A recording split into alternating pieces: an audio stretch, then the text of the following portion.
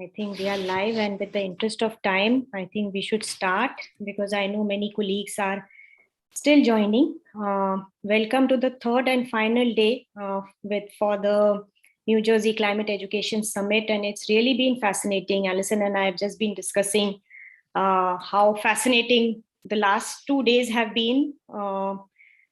Jasmine has been helping me throughout, and it's just been a very good learning experience for all of us to see what has happened in the past 1 year. And seems like COVID has not really stopped us in New Jersey, and there are things that have evolved, and there are lots of links and lots of resources on our Padlet, and Jasmine share the Padlet link in our chat currently. So lot of things going on with the students. The research has not stopped. There has been collaborations with students in India. Teachers have been collaborating with each other and have taken this whole approach of using system-wide thinking across different subjects, connecting social science and science. There's been a lot of things happening on the climate education standards being integrated at the state level. But looks like people, teachers, students have taken on this whole journey and have taken it to a completely different level. So it was fascinating for us to see that journey from the policy level to students, to community members, to all the resources that are for us to offer. And at least for me, it's given an inspiration that we are not alone and everyone is here together helping each other. And it's been an amazing journey to see that in New Jersey. But now we have a very special guest, Frank Newpold. I don't want to read his full bio because I don't think it will do justice to your work, Frank, because you have been involved in so many things. But just three things I want to highlight. He works on the Action for Climate Empowerment National Focal Point for the United States. Also works for the National Oceanic and Atmospheric Administration, and of course the CLEAN Network, Climate Literacy and Energy Awareness Network. So, or you can imagine the breadth of work that he covers with all these different things. And he is here for a reason. He's going to tell us how we can link to other states, learn from other states, and take this to the national level, because he's the only person I know who is doing this at a national level very effectively. So how can we take this opportunity to learn from him to translate our New Jersey movement to national, maybe international levels? Thank you, Frank, for taking the time. And I know you have to rush out at 4 o'clock. So I'll stop talking and let you take the floor, Frank. Thank you so very much. And I'm deeply, deeply impressed by New Jersey and the wealth and richness and diversity of perspectives that you're doing. Is one of the greatest joys I have in this work is that I get to see all the innovations and all the collaborations and participate in them as many times as I can. So I see some things that from a national perspective that can complement what I'm seeing in New Jersey. So hopefully my remarks will inspire, assist, and further enhance what I'm seeing being done in New Jersey. So, and what's interesting about this work is it's not the same everywhere. It's really, there's some key innovations. One thing I would say though, is that there's been a shift over the years. I've been doing this 16 years in the same position. I was charged in 2005 to make the nation climate literate. I'm still working on it, but boy, have we made some progress. So we don't need to talk about 2005. It was really hard. It's not hard, it's just different hard now. So let's just jump into it. I think this is from a picture from Ida, from the extreme precipitation in part of New Jersey. And you know, I think this issue is becoming real, and people are experiencing it. But the one of my key points that I want you to all walk away with is shifting from fear and anxiety to action and progress that is significant is a really critical piece for our students. So when we talk about climate change and climate change education, however you want to define it, a lot of times people think of students this way, right? They think of students this way. And I get it. But one of the things I'm looking at from a national perspective on this is that, you know, I think of students this way. So I had the distinct honor of co-leading a federal initiative back in 2014, 15, and 16 with the Obama administration as part of their climate action plan.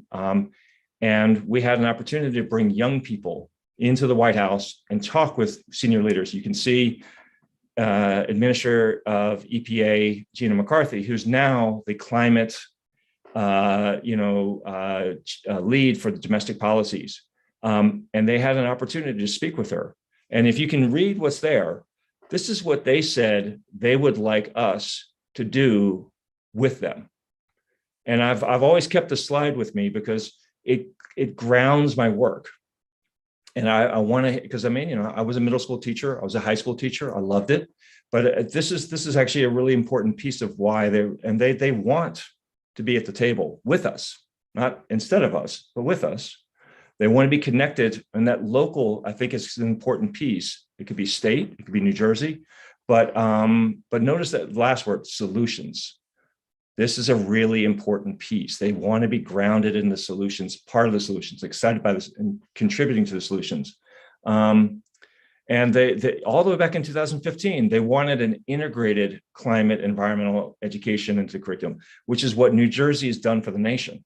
You've pushed a bar so far ahead of any other state right now. It's amazing. And I use New Jersey as an example of what other states could be doing. And a great deal of gratitude to New Jersey's leadership here, because if you hadn't done that, that critical insight that we had in 2015 as part of these White House discussions would not be happening in the states across the country. And New Jersey's done that. So, thank you.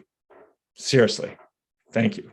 But this last one about providing opportunities for students, specifically in the one about climate solutions, provide opportunities for climate solutions.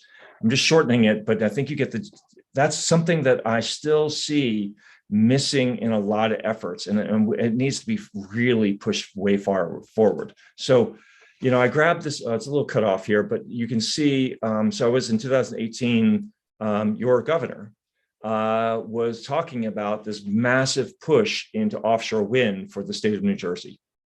It's an insight that I caught, and I was like, wow, I get it. So we're now racing to be the most ambitious in our solutions. But it took me a long time to find a compelling image of offshore wind that was clearly not male, not white.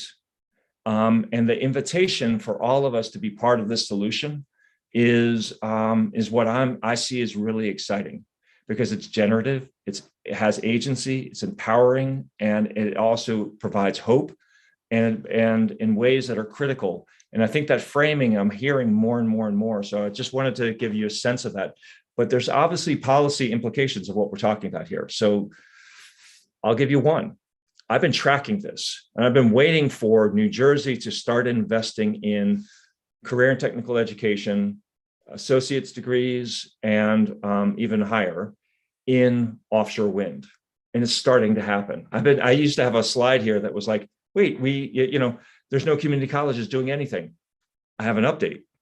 They are. It's just beginning. And so the state is investing in the state's education system.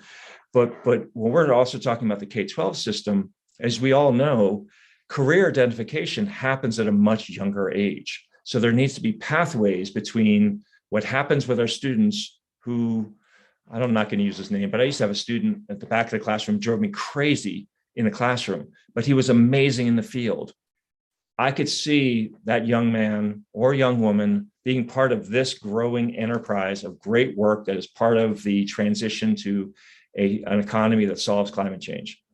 That's the kind of stuff we need to see. But in order for that to happen, the industry work, the training work, the community colleges and your state's middle schools and career and technical high schools all need to be in a kind of a strategy together. That's not something I've heard yet out of New Jersey. And I think it is a critical piece. And that's just one part of the solution framework. So, this is where the US government has identified where offshore wind is going to be. A very significant chunk of that is in New Jersey. Again, this is just one solution. About 60% of your state's future electricity will be made using one of those large offshore wind turbines. All the work to do that is something like 42 different job categories. And I can tell you where a lot of the hardware is going to come out onto into that offshore. It's going to come near the Philadelphia airport on the New Jersey side, because I've been tracking it. I've been watching it. I would encourage people in New Jersey to track it and watch it and see how what their students are doing relates to this one industry, let alone all the other new industries that are part of solving climate change. Because we have enough detail about technology, about financing, things like that. What we don't have is the human part, that people are supporting these innovations, that's community process, and also doing the work, signing up, taking the courses, doing the work to actually be ready for when the jobs come out. Because there's a job skill gap that is a problem. And to that local support piece, and I hope this lands for you, that I got this quote from the governor of Massachusetts, but it's not unique to him. But the point is really, really important, because we're seeing often communities, states, cities, counties are having a hard time implementing climate solutions because they haven't done the work to build the local support. If you don't have local support, it's going to be really hard to do the heavy lifting that our students are going to be part of as community members, as future workforce. And so, whatever we want to do, we have to build that local support if you want it to be sustained over time. And this is I'm giving you a signal that the importance of what you're doing in education plays a critical role in the state's ability to sustain ambitious climate action. So just something to think about there. One tracking about policy is, future jobs, because we're talking education here. If you are a junior in high school, you could be getting a CTE program, and then you have a dual enrollment. Maybe in 3 years, you're in the workforce. Middle school, we're talking 7 years. And so, the best question I was ever asked by a middle schooler, actually the best question I've ever asked on climate change, was a young man in the back after a climate change talk I gave in a 7th grade. And he said, I think I'm understanding climate change, but the question I want to know is, are all the jobs going to change? Think about that for a second. A 7th grader is beginning to think about, what am I going to do? What am I excited at? What do I like doing? What am I good at? What is interesting? What's important?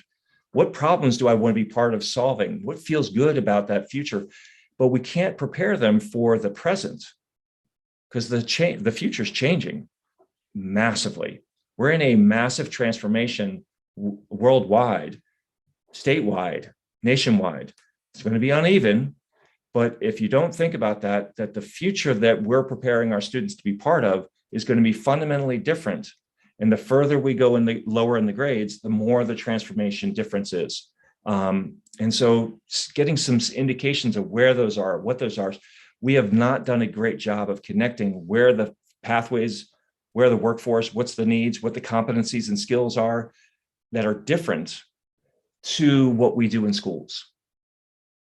And that transformation has really got to be driven intentionally between the ambitious work of the state on climate and the ambitious work that they're doing on education to make sure that these things are in alignment. There's that much difference that's coming out, and it's really hard to reskill. So why not we start with the foundational level? So just some other perspectives, because the community is the key to climate action. It's not the technology, it's not the finance, it's not the decision maker, it's the community, because the community holds it all. And what the community does, and this is why we are educators and work in education, because we care about the people and what they're learning and how they have skills to work on issues that are important to their community. This is going to become a dominant issue, but it's not just going to be climate, because all the other issues that are important to people are going to intersect with climate in ways that are either going to make them harder to deal with or easier to, whether it's health, security, jobs, economy. And I think you've had enough of that already here, but I think that this piece, because if we don't build the social will, if we don't make the solutions visible so that we can see the momentum and create the capacity to actually do this work, we're going to be in trouble. So I am asking you to work with us to build the capacity to actually do the transformations that are coming, because that's key. And so I'm at a federal level, so we play a support role to your leadership. As you know, one of the critical pieces when I look at this is policies, and the standards are a form of policy, but we now have some issues when it comes to actually the doing of those standards. And so this is a little bit old, but I think it's just universally true that teachers, and I'd love for you to say, oh, that's not a problem in New Jersey. I bet you it is. Teachers, as a former teacher myself, we're professionals, and we know we need to learn something new, which means I don't know enough about it, one, and then also I don't have the materials to teach. I know you guys are working on that, but I know it's got a lot more to go. What I'm seeing coming out of California is they're investing $6 million in climate curriculum. What I'm seeing coming out of Washington State is they're investing millions for years on climate teacher professional development. And what I'm seeing coming out of other states are pieces, but those two states, the curriculum and the professional development, are state funded. I think that that's a critical piece that is going to be necessary for New Jersey to take the vision that I'm hearing and turn it into a reality that teachers across the state are experiencing. I don't know how that's done. That's not my position, but I'm seeing the success out of California and Washington on those two factors that relate to what's inside that red circle that are critical to actually taking this and doing what is needed. So, this is just like whether communities support teaching climate change. And if you zoom in on New Jersey, you can see it's uneven. And so one of the things the reason I put this here was just to highlight that is New Jersey a local control state? Do we know? I'm imagining there's a whole lot of local control, but the unevenness of how this is going to roll out across the state is going to be a really important piece of strategy and community work. But one good thing is that when you look at this, is just a dynamic graphic that I'm not going to give you the animation for, is people's minds are changing on this topic. And a lot of time, the resistance of, I was with a group of leading teachers on climate change back a few years ago. And I said, what's the reason why the teacher across the hall is not teaching climate change? Not you, because you're getting an award for this, but the one across the hall, all your departments. Why are they not? And it's the solution isn't them. It's also the community around them.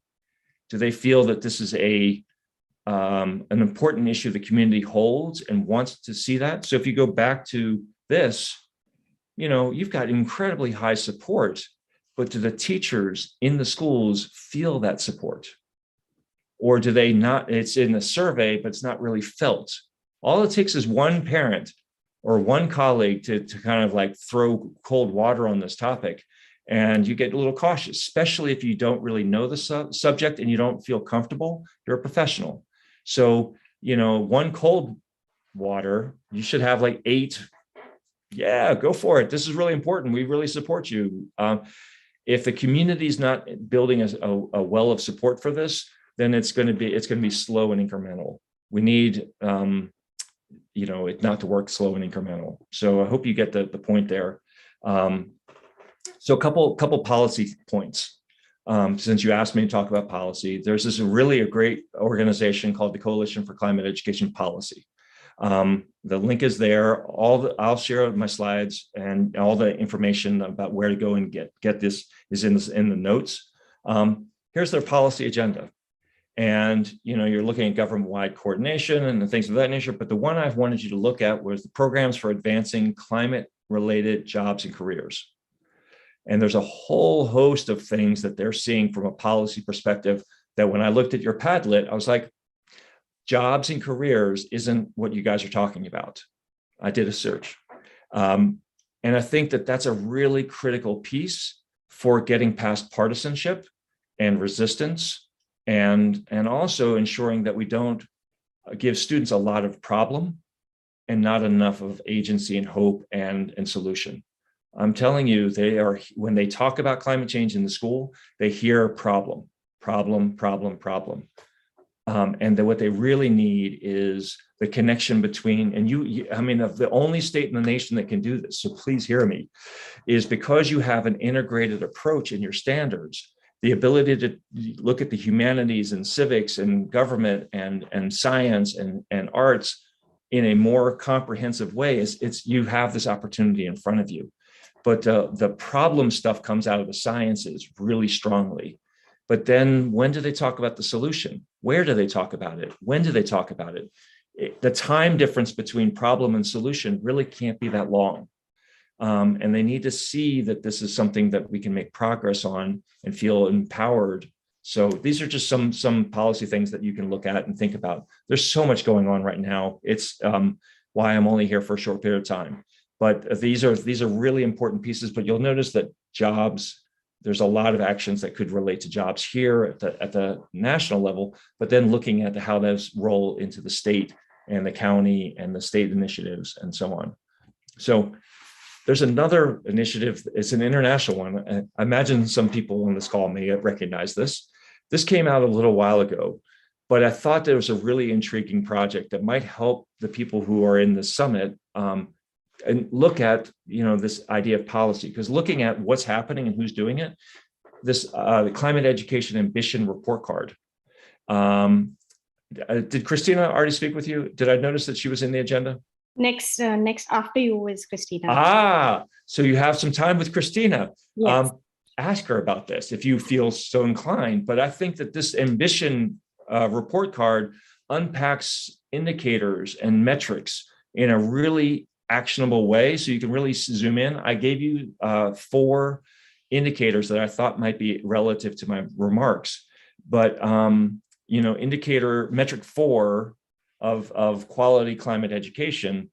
One of them is, does the policy provide pathways for future careers in green economy?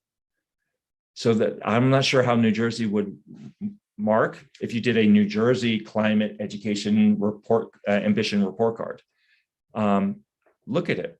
This gives you one of the most important things I've learned in doing my work as a civil servant and I guess a bureaucrat. I don't like that word, but I used to be a teacher, is indications of where you have strengths and where you have gaps, and then work the gaps in partnership, obviously. So this gives you some way of looking at that. But then that last point about, does the policy reference domestic funding for public education?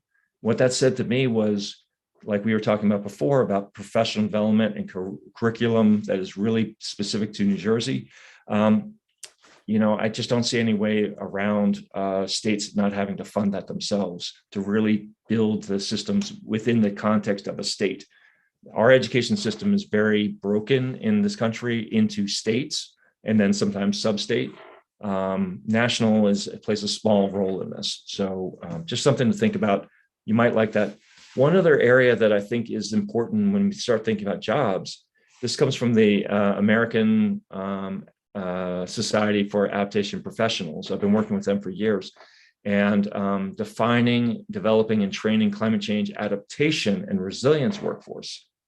A lot of times when we think of climate solutions, we always think about wind technicians and batteries and EV cars, and you get it.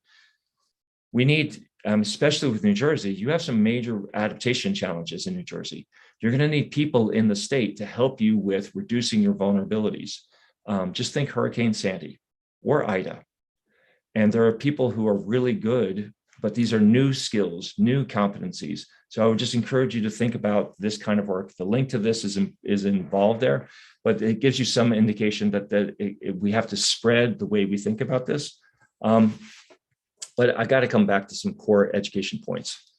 There's an education gap and there's a solutions gap, because there's just not enough. We know you're doing amazing work, but there's just not enough. What's actually happening in the schools and the classrooms across New Jersey still have a long way to go. And so we need to close, if we're going to close the emission gap and the vulnerability gap, we're going to have to close the education gap. Just one thing. And that is and how you do it is so important. And we know climate anxiety. The Surgeon General of the nation just released a report on climate depression and anxiety. And one of the things he said in there is that our students are feeling anxiety because of climate change. They're watching it, they're experiencing it. They have people they love around the world and around the country who are experiencing this as well. And so that that is playing a role. So the key to that is something I really strongly believe is hope is a precondition for action. Hope, and I don't mean, just positive feelings, but based on action. The antidote to climate anxiety is climate action. And I've seen this in my own family. I've seen it in my community. So I think you're going to find that important. So when we think about climate solutions and the policy architecture, I want you to think about the really, really, really big ecosystem of solutions.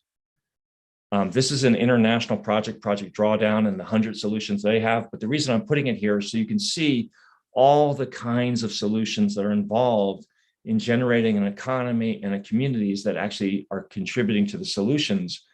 It's really much more pervasive than what we often think about.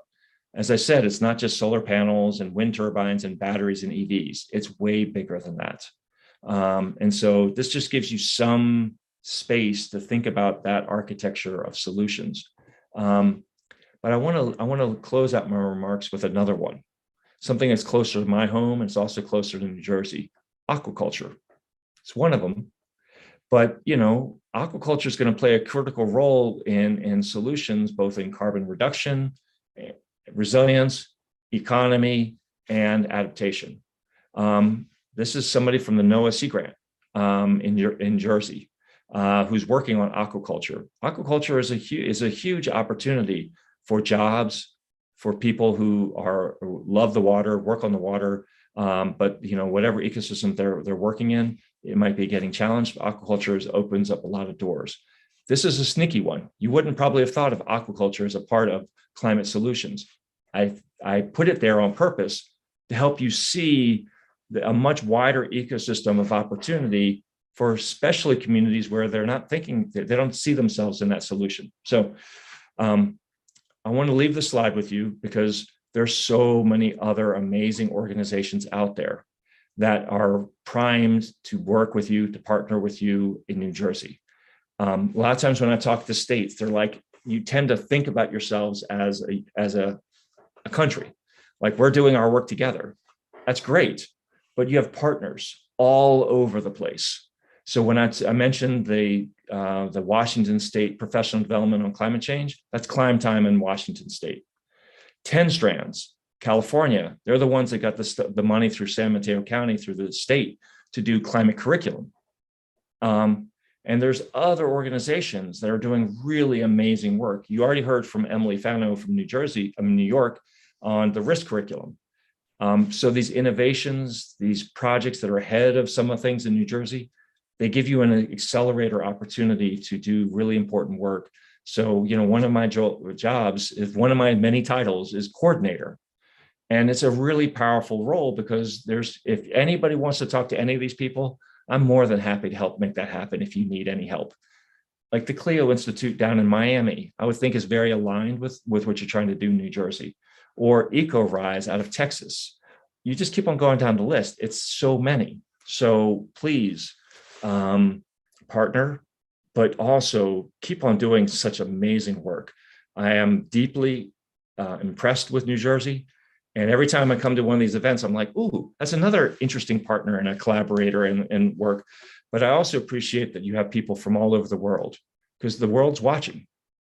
They're learning from you. You've taken a very bold position way out front. And so I'm here as a partner to collaborate and help with you, but also to elevate your amazing work and encourage you to go even further. This is a time for grand ambition, but also fulfilling that with real action that on the ground. I wish I could be with you. So this is kind of a false slide, right? Because I can't stay to answer questions. But if you put them in a Padlet or you get them to me some other way, I'm more than happy to take questions. Just not right now.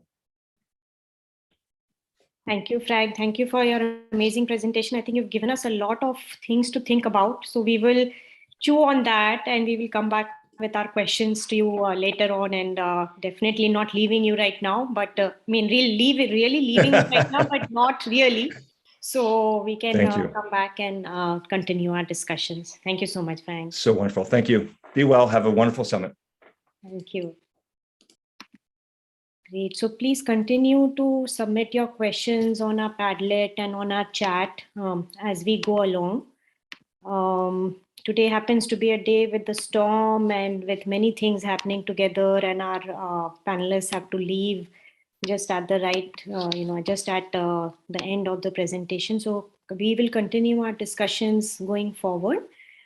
So next up is discussing something that Frank just mentioned, curriculum. And I'm sure I attended last week's Angie presentation conference, and they had this amazing set of panelists who are working on different curriculum. But I'm thinking, okay, here is a teacher who's doing this amazing work. How can this work be done in different districts, or can this work also be taken to different countries, and can there be a cross collaboration? So here is something that our institute, Center for Sustainable Development, is partnering with other institutes like the Ban Ki-moon Foundation, like UNESCO, and like Sustainable Development Solutions Network, SDSN. Global Schools is a part of it. So all these amazing institutions have come together to work on various different aspects. So let me see if I can share a slide here. Slide, or maybe a website.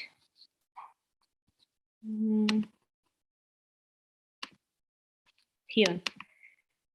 We will drop the link in here, but here is something that we are working on, Mission 4.7. So the idea here is to bring in different groups as in government leaders, academia, civil society, lots of different local actors, teachers, students, community members, together to work on Mission 4.7. So basically, I'm just going over our work here along with UNESCO and along with Ban Ki-moon Foundation is to come up with different ways of focusing on climate education. So what is actually Mission 4.7? 4.7 is Sustainable Development Goal 4.7, which talks about education, and in particular talks about these things that we have been talking about since the past 2 days: global citizenship education, environment education, climate education, peace, human rights education, and others. It's the transformation of education, as we say. It's what is a transformative education, which brings in all these different elements, SDG 4.7, which are targeting all of these different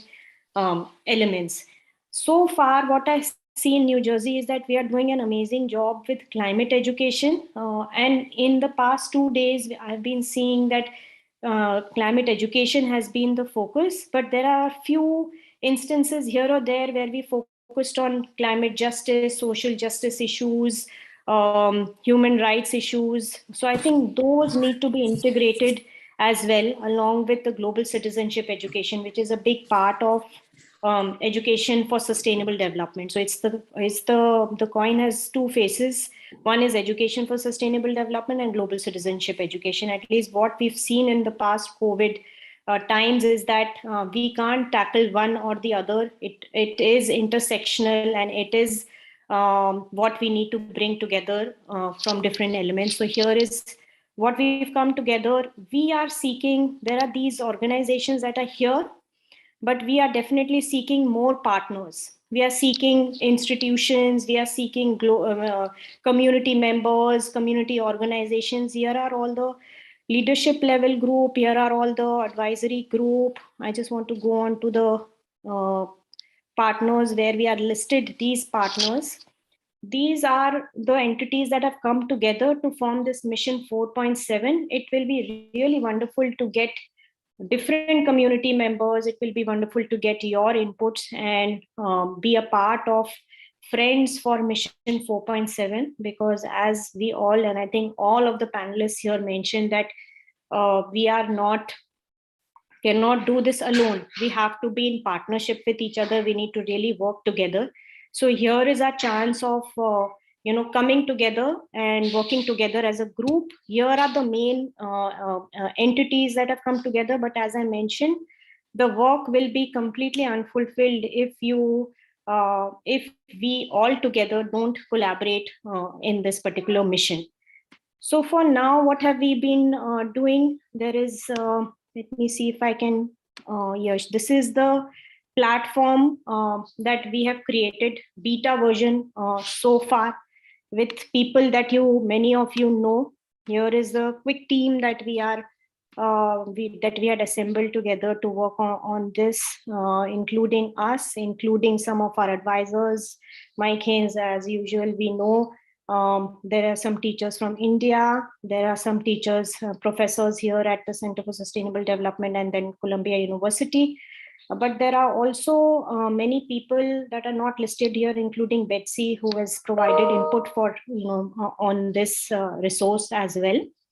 So if you see the home page, we hope that it is useful for all different kinds of stakeholders. There is a policymaker, then there is an educator section, then there is a concerned person, a concerned young person, and then there is a researcher. So if you click on the educator side, then there are all these different lesson plans. How do you create a integrative and transformative education content? Then there are all these different learning expectations. So far, we have taken UNESCO's learning expectations and we have taken New Jersey learning expectation and have broken them down into different levels: lower primary, upper primary, middle and high. So cognitive learning expectation, social emotional learning expectation, as well as behavioral. These are by 2017 UNESCO report. These are the different categories, and then we've broken down the climate standards that New Jersey has and have embedded them into these UNESCO standards. So each one of them has at least some resources for now. Of course, we can. Oh wow, this is growing justice is one of my favorite activities. Then we have let's go on a bike ride, because here in Millburn in New Jersey we do these bike ride activities that save energy. So here is something, and then there is this conserving energy, so school garden. So these are different lesson plans that people have created. Here are the different relevant SDGs. Here are the subjects that are there. So at least there is some information is there available to at least start with. And then we have the framework here. This is the theoretical framework that we've listed based on a lot of literature review. This is what we are looking at. Basically communities, support of families, schools, and then we have all these different aspects, and we have justice and sustainability at the center. So again, a lot of different resources, a lot of different frameworks here. Here are some guiding principles by which we can provide, or at least have that framework in mind. Why teach SDGs? There are all these guiding principles that help us to focus on transdisciplinary approaches, integrating SDG 4.7 in content and skills. Then we have learning expectations, as I already mentioned. And then we have these educational resources that I just mentioned earlier on are also broken down into lower primary, upper primary, and lower secondary and upper secondary. There is, as I mentioned, it's not complete. It is there, but we can always use more resources here. If you have any of your resources that you want to upload, definitely click on this link. We will share this link with you all, and we can share, and it will be a pleasure to have your lesson plan up here in one of these sections. And if you click here, you will get to a form which we can use to upload the resources. The last thing that I want to mention here is the case studies. So case studies for a policymaker, if you saw the homepage, it was about policymakers, educators, and then the youth, as well as the policymakers. So here is something that the policymakers would be interested in. California's ethics studies model curriculum.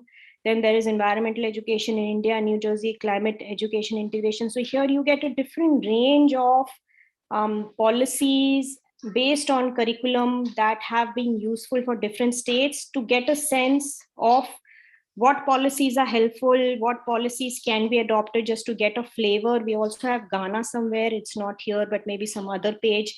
So again, just going by this resource, this is just a starting. We will be engaging with a lot of discussions with various ministers globally. We will be engaging with a lot of administrators, teacher training institutions. We will be partnering with various universities.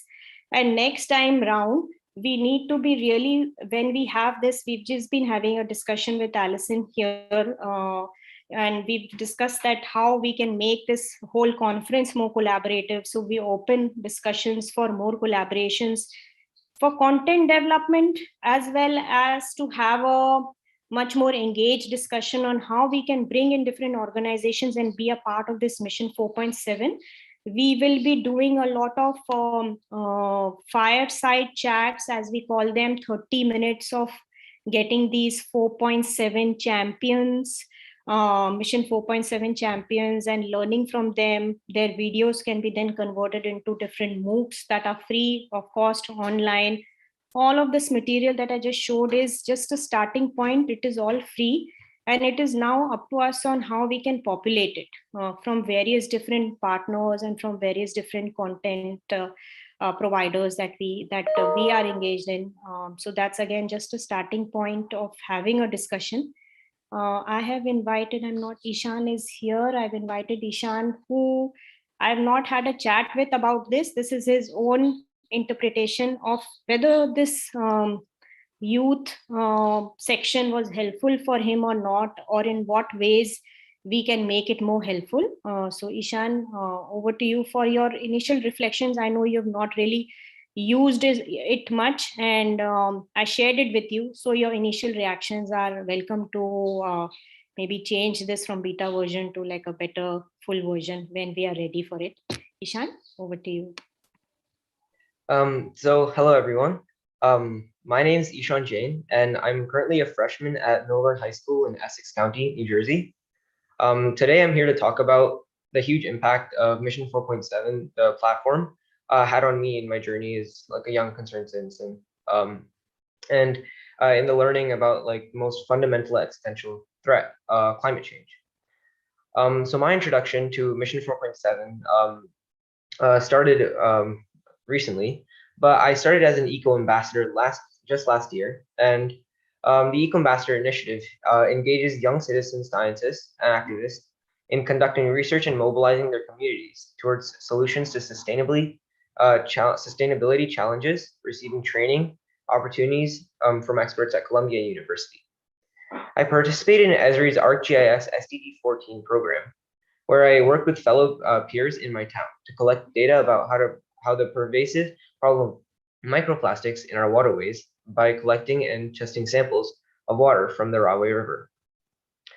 While I was aware of the issue, a real-world experience really opened my eyes about the seriousness of the issue and left me wondering why nothing was being done to prevent this problem and what young people like myself can do to help. As I dug deeper, I realized that the reasons for the seemingly indifference are twofold. One is lack of focus on education for the youth and about the challenges that our world is facing. You can't really strive for change without being aware of the problem. Second is lack of guidance about processes and tools that a young advocate can use to implement their ideas. For example, a recent Planet International Global Climate Change survey found that although young people are very concerned about the climate change, many don't even know about the Paris Agreement and certainly are not taught how to engage climate policy processes in their communities or country. This is where the Mission 4.7 platform comes in. The Eco Ambassador program helps students like me by challenging and training them to get involved in issues they are passionate about. The projects organized by the program, such as the Esri ArcGIS SDG14 program, allowed us to work on pressing topics with like-minded individuals and peers. Guidance and support by passionate and knowledgeable leaders, such as Ms. Iyengar, for my project, allowed students to successfully test and implement their ideas. Besides the ArcGIS tool, we used the UNESCO's project planner, which provided us with an effective 6-step process for the project.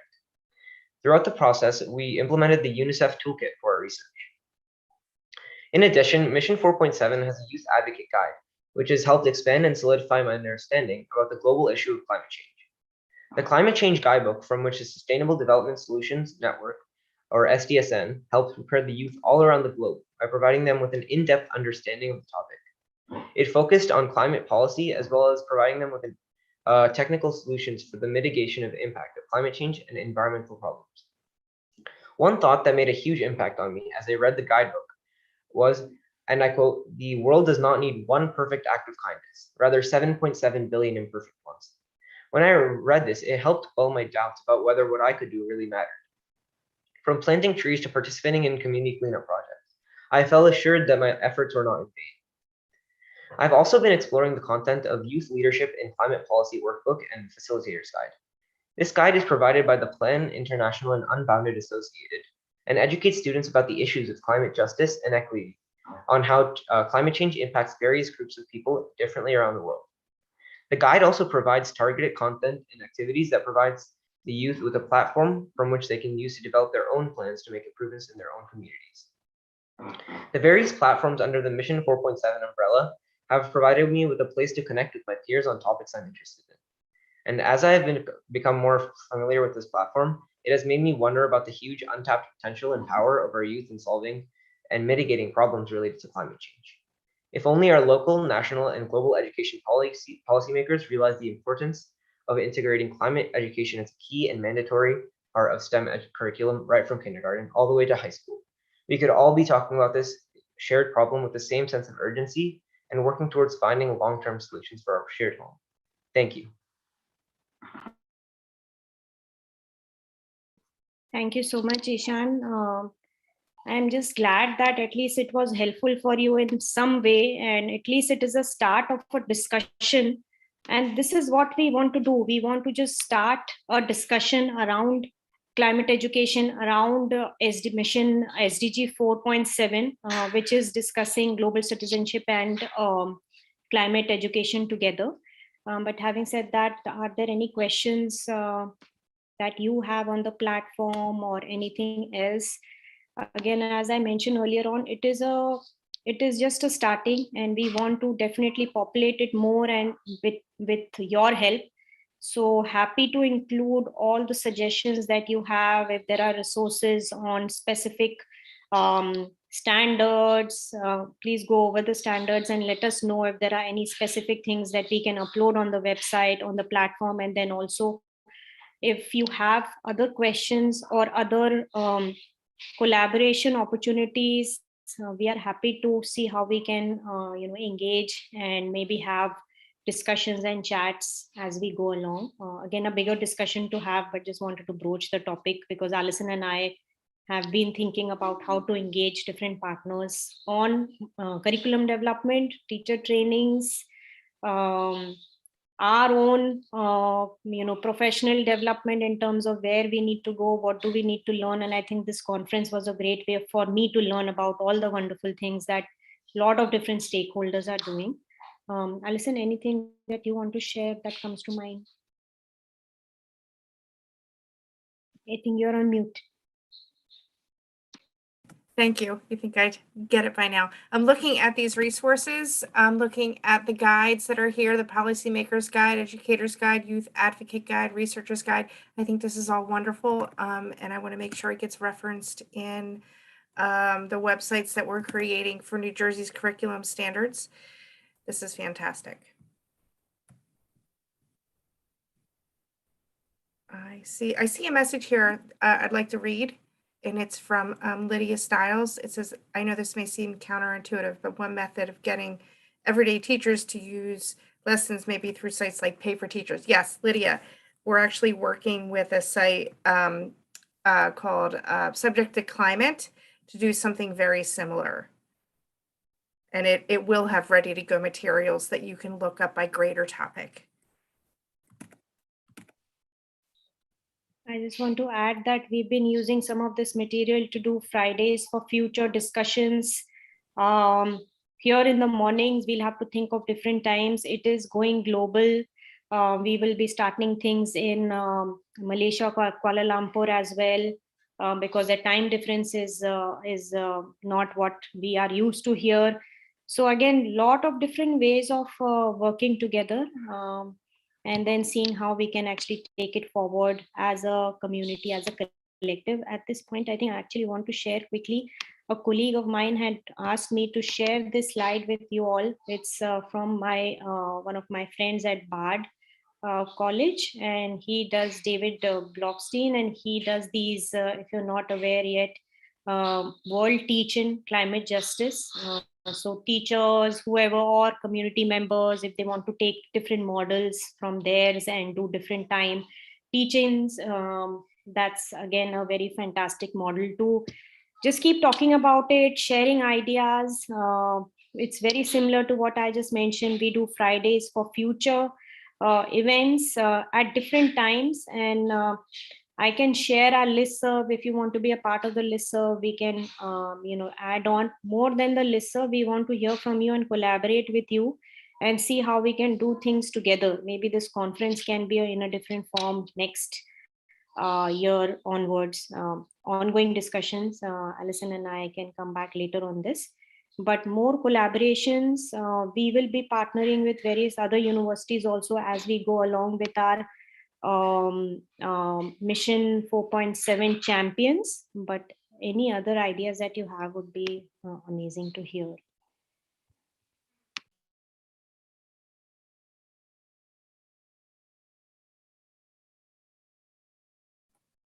There's any teachers on here, have you already started looking at the climate standards, and do you think you're ready to implement them in September, or what do you think you need? I would love to hear any feedback on that.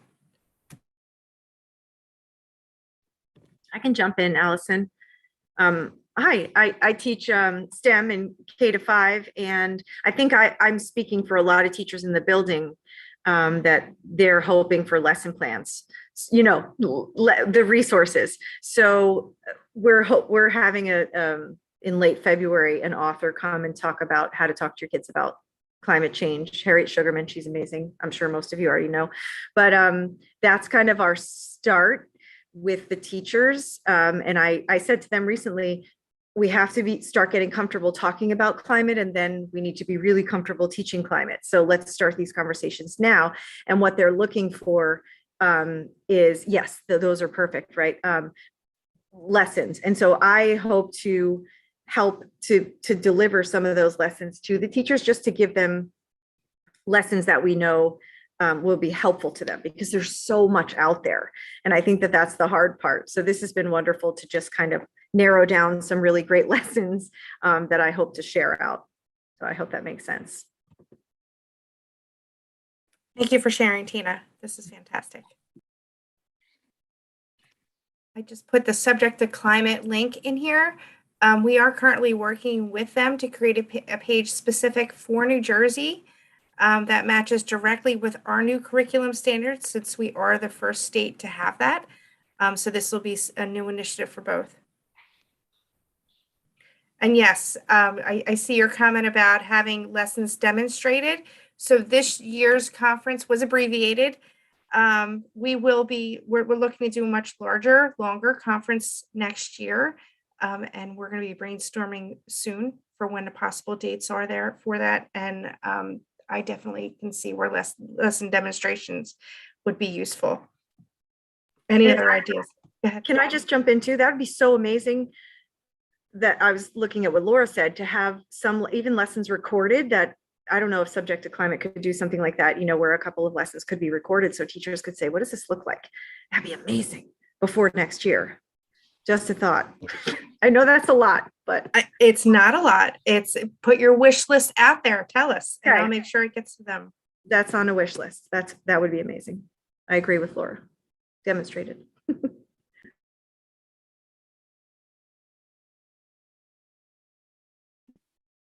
And Radhika, your resources, they bring a whole other depth.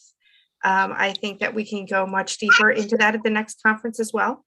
To come at it from that angle, the SDGs is a different way to look at these topics. So I would be excited if you could do more on that in the conference as well.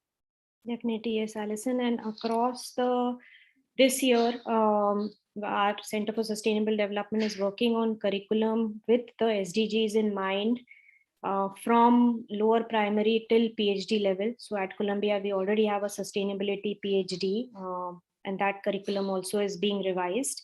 So I think that's again something that we are working on, and we will be continuing with some teacher panels, teacher discussions, as we go along, to hear from what is helpful, what is not. If you saw on the platform, the guiding principles and others are from teachers that are amazing. So and some of them were here yesterday, Betsy, William, just to get their insights and to see whether, and then of course Mike Haynes was really helpful in this process. He was awake, giving some teachers in India some discussions on how to integrate climate education into their work at 6 a.m. So I had to just mention it here because he's been driving a lot of our thinking to see how we can integrate climate education standards, not taking examples from New Jersey, but also understanding the process that New Jersey has adopted for other countries.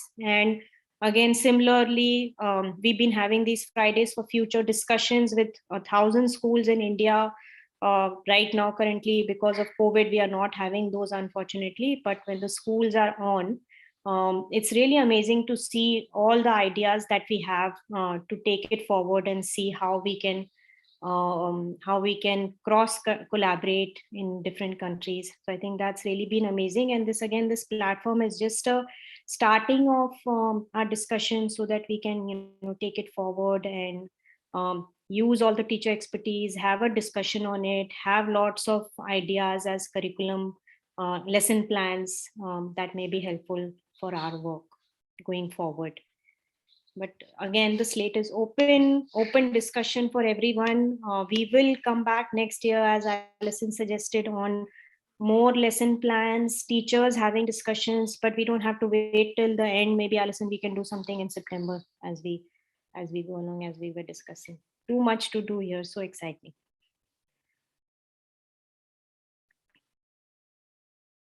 Any other question?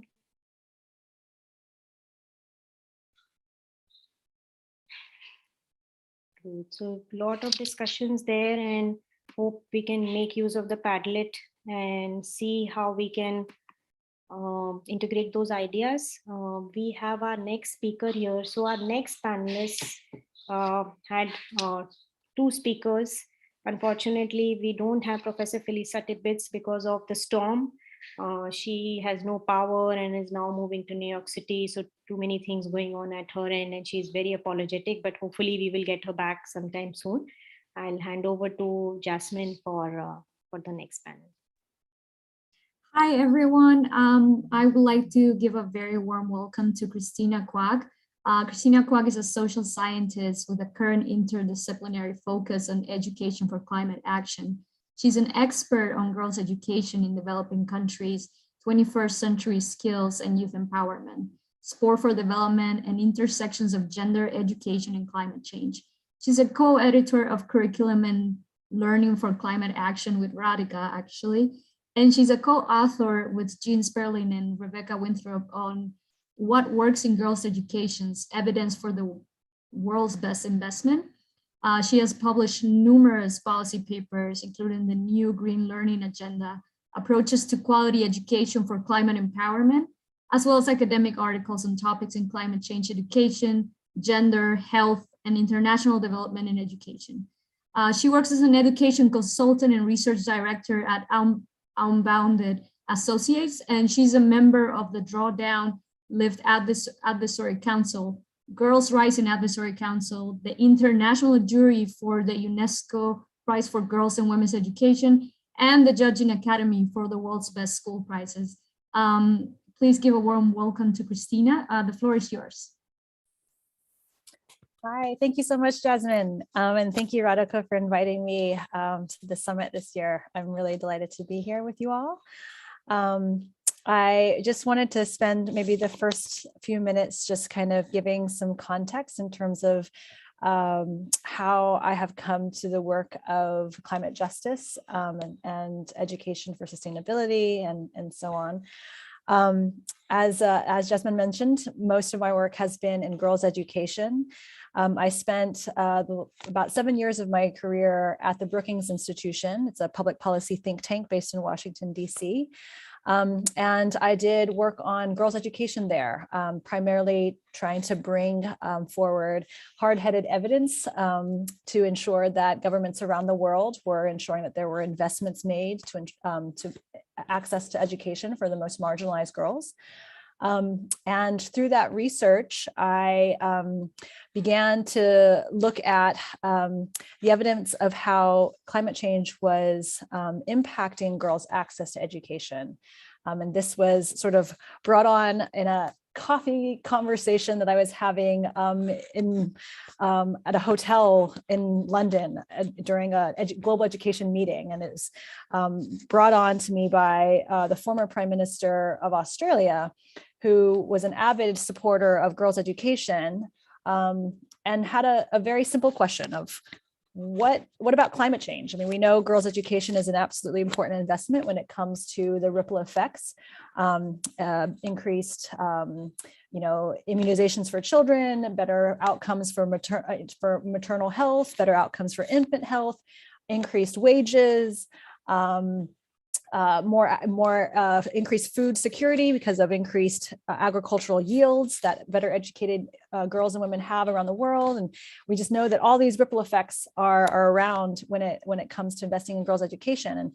And the former Prime Minister of Australia asked me, well, what about in the context of climate change? Like, should we be concerned about climate change? And at the time, there was very little written on the intersections of girls' education and climate change. There's certainly been decades of work being done on the intersections of gender and climate change, but very little looked in terms of research on what climate change could potentially do to the years of advocacy work that was happening within the girls' education space to ensure that marginalized girls in low and middle income country contexts could have access to education. And that sort of led me to do some research on how climate change can impact girls.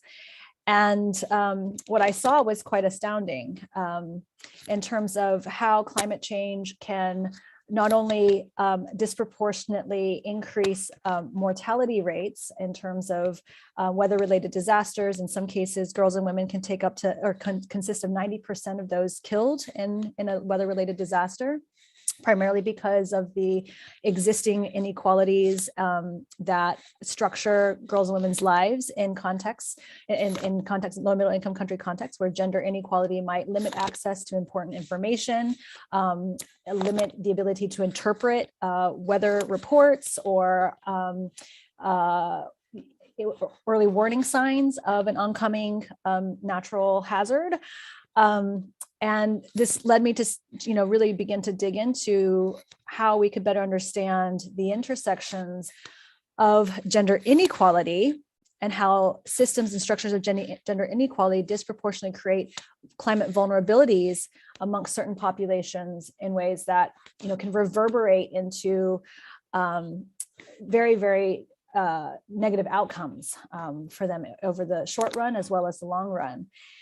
And as I was doing this research, I began to understand how climate change, while it could, while everybody is experiencing climate change, not everybody experiences the impacts of climate change in the same way.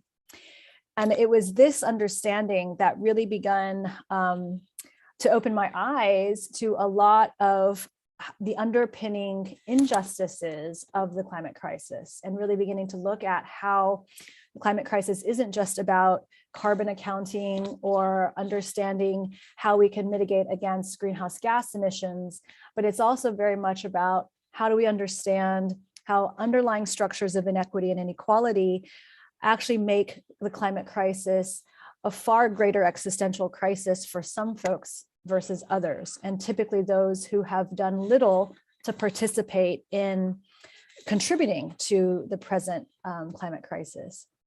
And so from there, a lot of my work around girls' education has really begun to expand more broadly to look at broader issues in education more generally.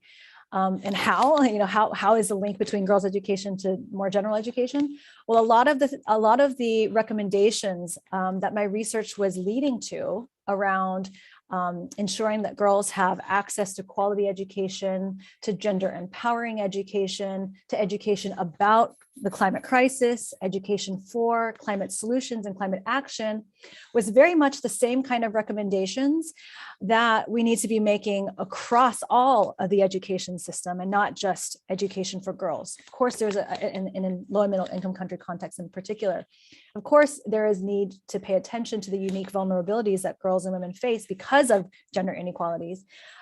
But there is absolute necessity to begin to tackle problems of education by looking at how we can use the climate crisis as a way to really transform the very way we think about education, the very purpose that we give education, the values that education perpetuates,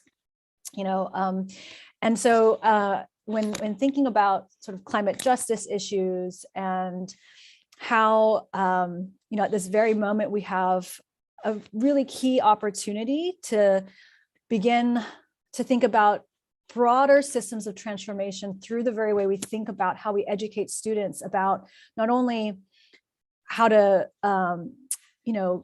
take better care of our environment, how we can reduce our own carbon footprints, our own climate footprints, but how understanding these issues also means understanding how some communities around the world might have less access to resources to be able to take the kinds of climate actions that we can take in our communities here in the United States, for example, or to think about how the decisions that we make here as a collective society might negatively impact the well-being and the livelihoods of communities around the world when it comes to the kinds of experiences with the climate crisis that they might have, or with their ability to actually cope and respond and adapt to the climate crisis.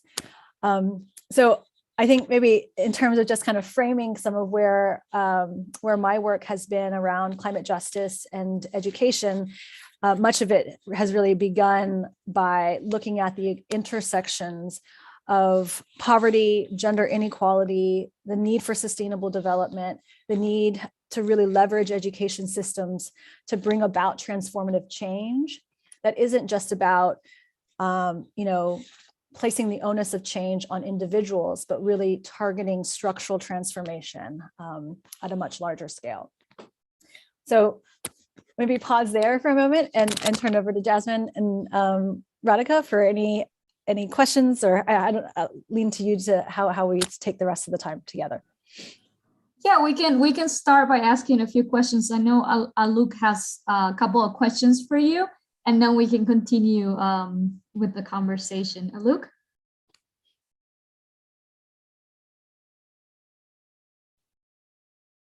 Hello. Allow me to introduce myself first. Thank you, Ms. Mora. My name is Alok Bhatt, and I'm a senior at Melbourne High School, New Jersey. For the last 3 years, I've been an eco-ambassador for the Center for Sustainable Development, CSD, at the Earth Institute at Columbia University. I have worked to raise awareness in my community about plastic waste, reducing meat consumption, and avoiding the use of toxic pesticides. My project on using cardboard to control weeds won first place in the STEAM Month Challenge in my school district. I have 2 questions for you. What are some ways in which we can influence change in policies? For example, like change in policies nationally and local levels? Great question, and good to see you again, Alok. Great to see you. So what are some ways to change policy? I mean, this is a gigantic question, and I think that there are multiple ways. First of all, there's certainly your typical civic engagement routes, right?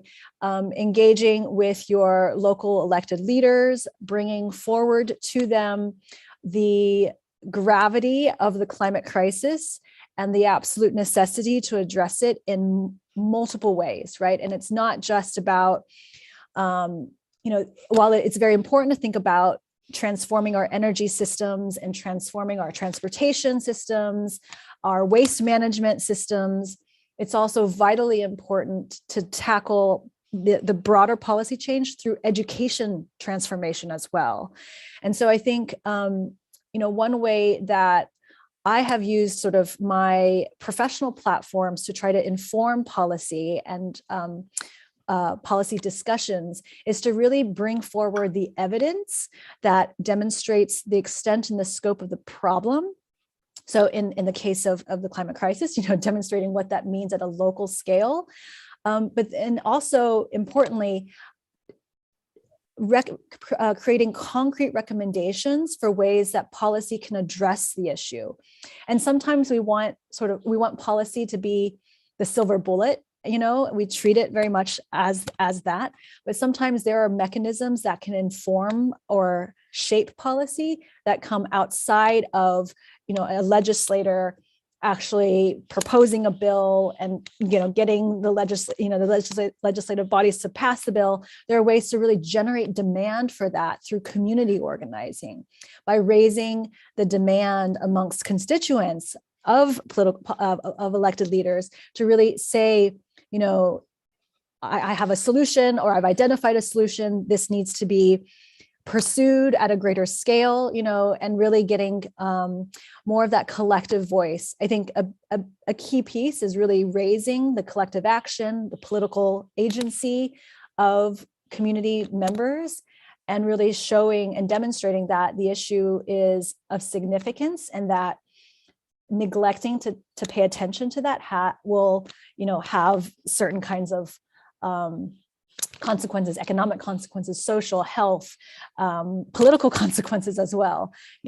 So I think those are sort of some initial ways that we can all sort of address policy change. I like the way you tied all these issues together, like the politics, the economics of it. And my second question to you is, recently, Hurricane Ida showed how certain communities are more susceptible to climate change-induced phenomena.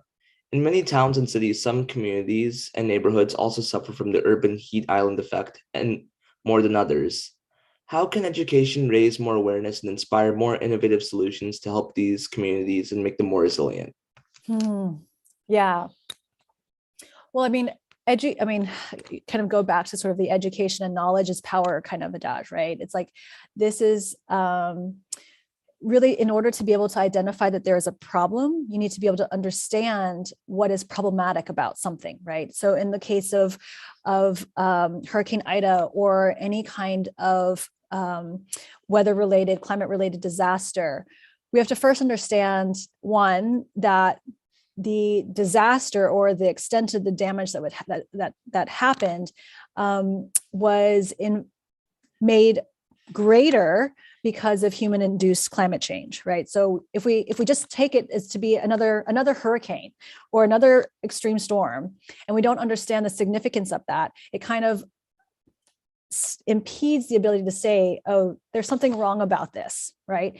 And if we say, okay, Hurricane Ida represents the intensified hurricanes that we're going to see on a more frequent basis, it signals that we're going to, see this more frequently. We're going to see this more at the damage at a greater scale on a regular basis. That should signal that there is a problem.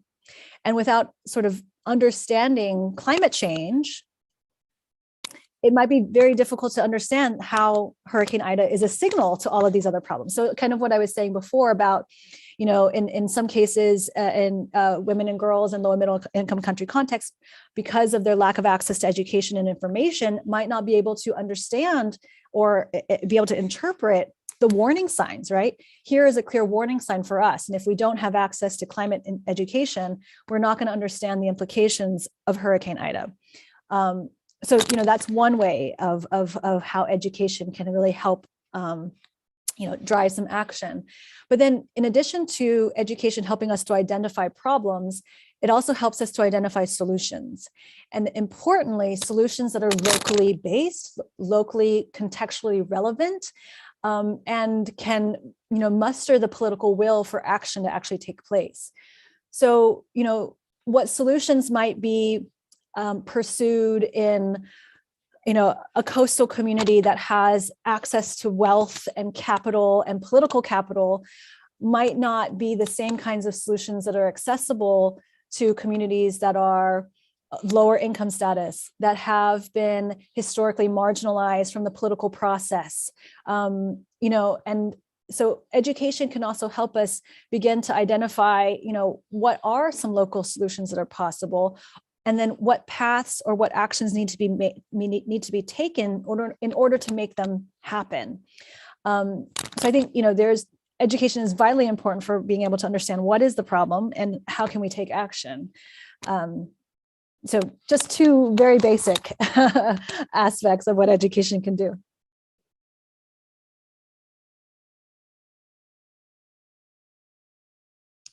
Sorry, I forgot to unmute. Thank you, Ms. Quagg. Thank you, Ms. Quagg. Great, thanks for your questions. I was also wondering, Christina, what are some informal or community-based ways that climate justice can be addressed? Do you have any examples, either globally, that you think will be helpful for people to hear out, so to know where to start or how to go about it? Yeah. Well, climate justice it can be a very tricky topic to broach and to enter, partly because when we're talking about climate justice, it means also really examining the deeper historical, structural inequities and inequalities that really, structure our experiences. And so that means that teachers and students and community leaders need to be prepared to really critically reflect on, your own community and how these injustices are not only how they manifest, but then how also we perpetuate them through our everyday systems. And so I think engaging in issues of climate justice in the classroom really require intentional investigation of how systems are related.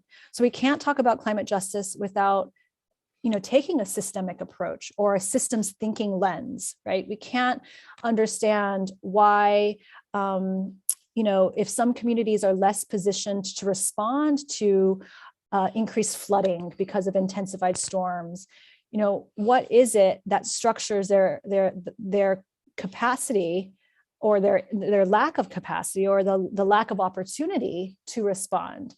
And that means investigating, socioeconomic inequalities. It requires thinking about the historical events or structures that might have put certain communities in harm's way compared to others. When we think about districting policies, when we think about thinking in this case like redlining, I think about all these other kind of historical and contemporary processes that structure inequality. And so if we're not prepared to begin to unpack all of the different systemic issues, then we're going to take a very it's a very tokenistic approach to tackling issues of climate justice. The very underlying kind of understanding of climate justice is that those communities that have had the least, have contributed the least to the climate crisis are going to be the ones that are experiencing its impacts the first and the worst. And we have to understand why that's the case. And that requires us to really come to topics with a very systems lens, with a very critical lens. And we can't approach it in a very technical way, right? It requires students to be kind of really open to understanding how things are connected and interrelated. So there's a lot of integrated thinking that is required. And so in order to take a topic, and you could choose any topic in it that is locally relevant, right? It could be, flooding, for example, and then what causes, what's causing the floods, and talk about the sort of the more climate related aspects, but then there's also the economic aspects. There's the implications, the impacts, and this really helps you to begin to unpack all of the different interrelated aspects of flooding. And it's not just about sort of the the technical aspects of what happens when it floods. You know, the stormwater management systems are inadequate, or just the, you know, the intensified storms mean that, you know, the ground can't take it. You know, it's like going beyond this, the technical aspect, and getting really into the sociological dimensions of what does it mean when we're talking about flooding, you know. Not sure if that's a great example, but as a way to just kind of, you know, get us to think about kind of how do we approach this through a systems thinking way. Yeah, I agree. I think that a lot of things are a lot more complex than they seem. So thinking of it on a systems thinking approach would actually lead a lot more people to understand the overall issue, which is sometimes overlooked when we're trying to be very specific about certain things that we want to do or change in our communities.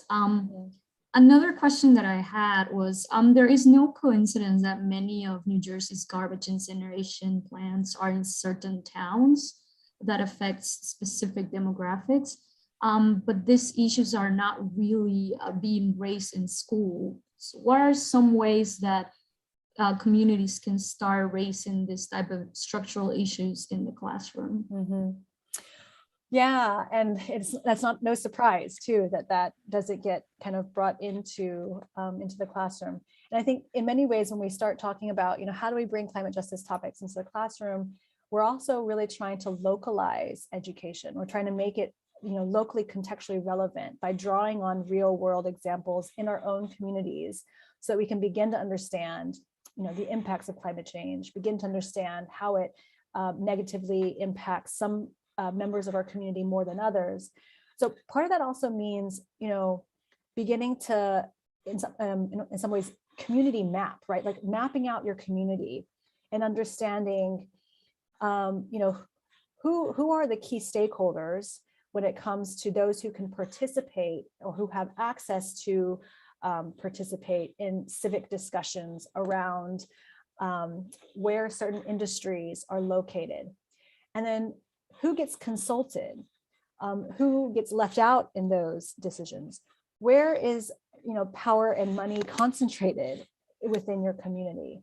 And how does that then affect whose voice gets heard when there is, you know, when decision making is happening around where particular kinds of industries get placed, right? Who has the political capital to be able to protest against the location of certain industries in certain communities versus those that might not have the same kind of political capital, as well as financial capital to run campaigns that would help to deter the placement of, you know, these incinerator facilities near communities.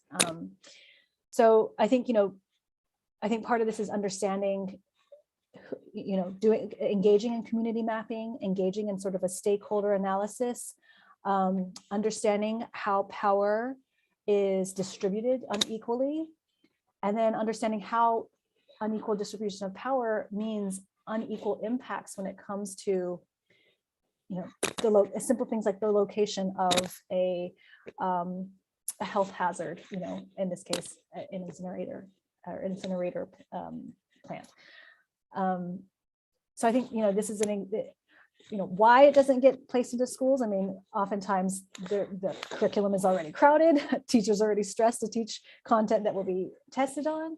But I think there are ways to build in local issues when trying to teach concepts that will be tested.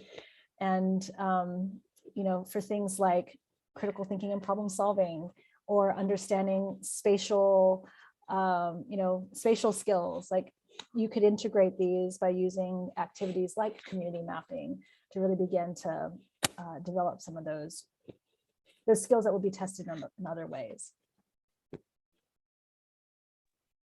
Yeah, that makes sense. Thank you so much for that thoughtful answer. I'm wondering if there's anyone in the audience that would like to ask a question as well. You can either do it through the chat if you don't want to open up your mic, or you can do it through the Padlet. Either way, we'll read it out and Ms. Quagg can actually answer. Thank you, Jasmine. I have a question for Christina. Christina, thanks for the wonderful presentation. Previous to your presentation, Frank Neopold actually mentioned your report card that you worked on before before COP26. So if you can elaborate on that, and does it give you any hope or not, or where do we need to go from there? Maybe a snapshot on that, please. Yeah, certainly. Yes, so last year I began an analysis, and it's still ongoing because countries are still submitting their strategies, but it was analysis of nationally determined contributions. And so nationally determined contributions are essentially a country's climate action strategy that they create based on their own sort of needs, in terms of climate adaptation and climate mitigation needs in order to achieve the Paris Agreement goal of keeping global warming to 1.5 degrees.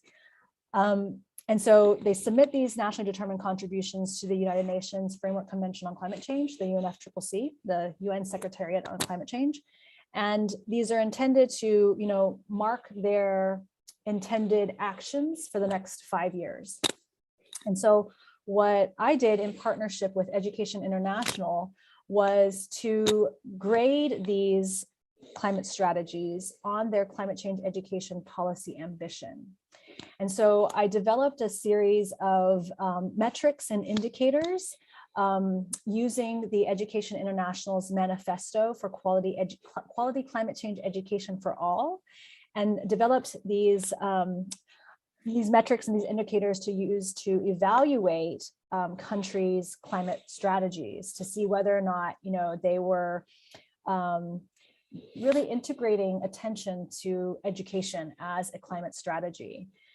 And at the time, we had 95 countries out of the 170 or so countries and parties that have ratified the Paris Agreement. So not all countries had submitted by the time we published the first version of the report. And out of the 95 countries, every country failed on these indicators.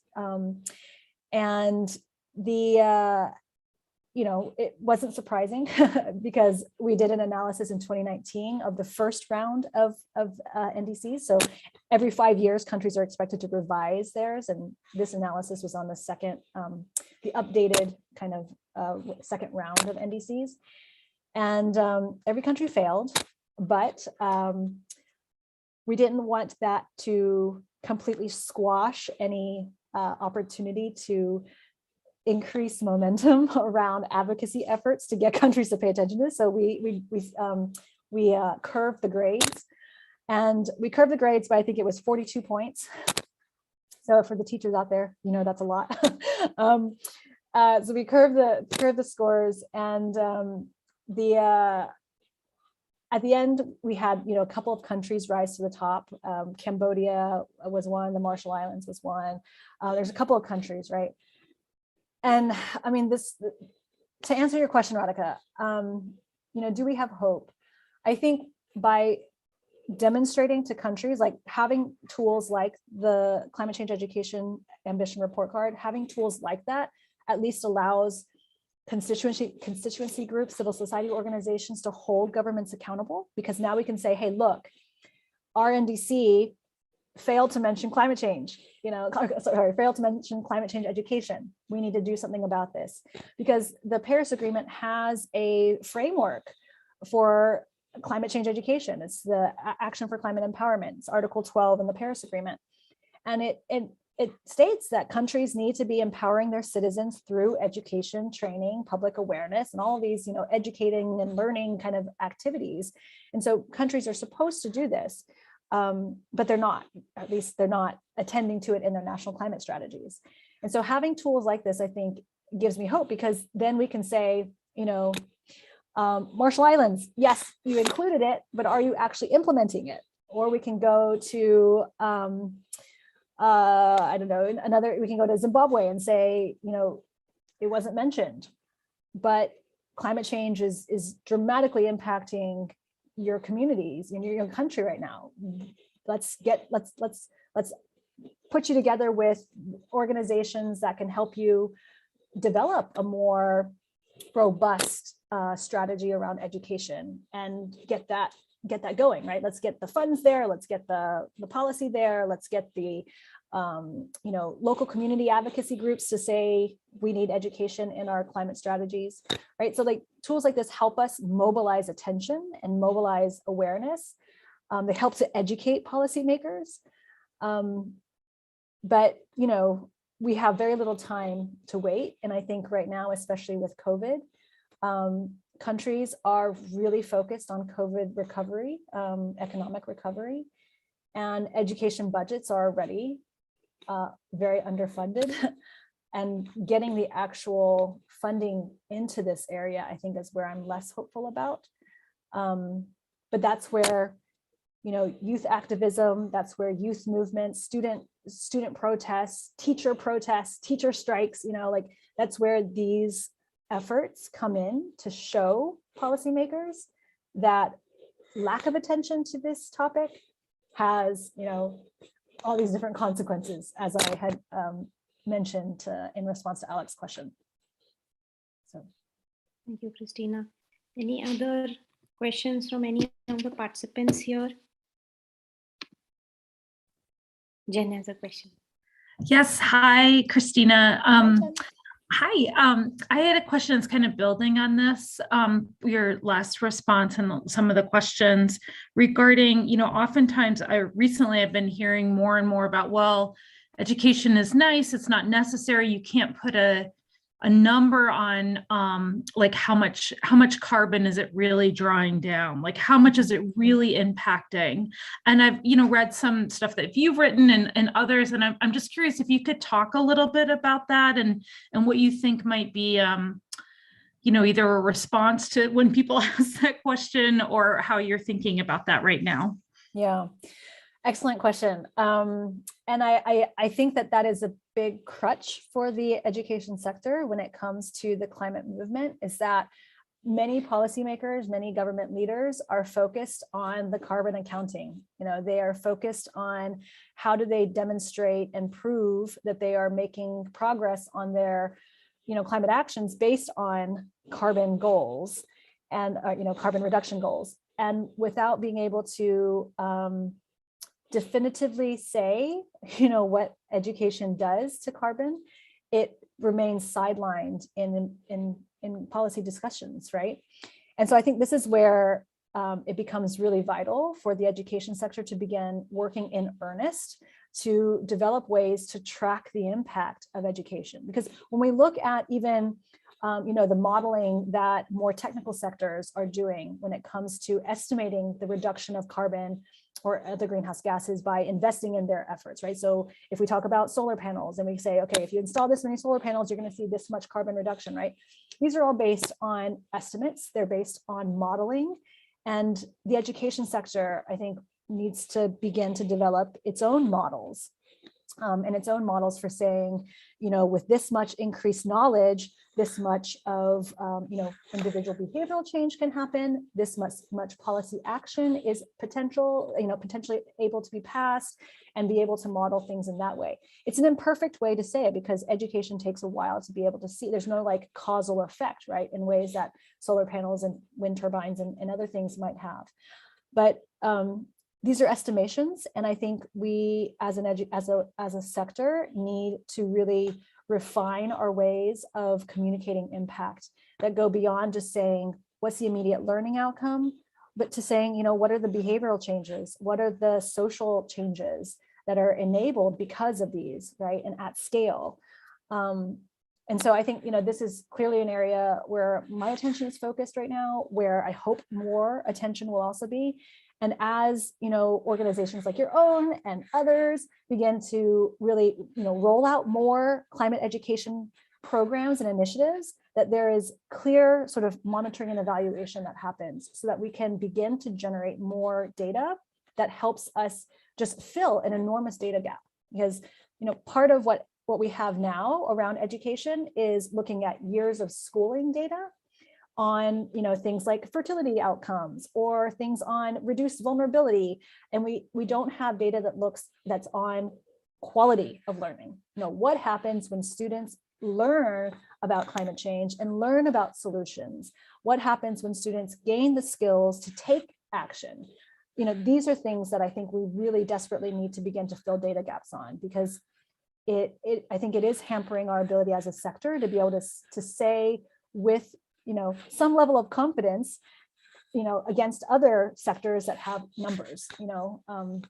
So I do think that this is an area that needs a lot more attention. Thank you so much for that, your response. Yeah, thanks for the question.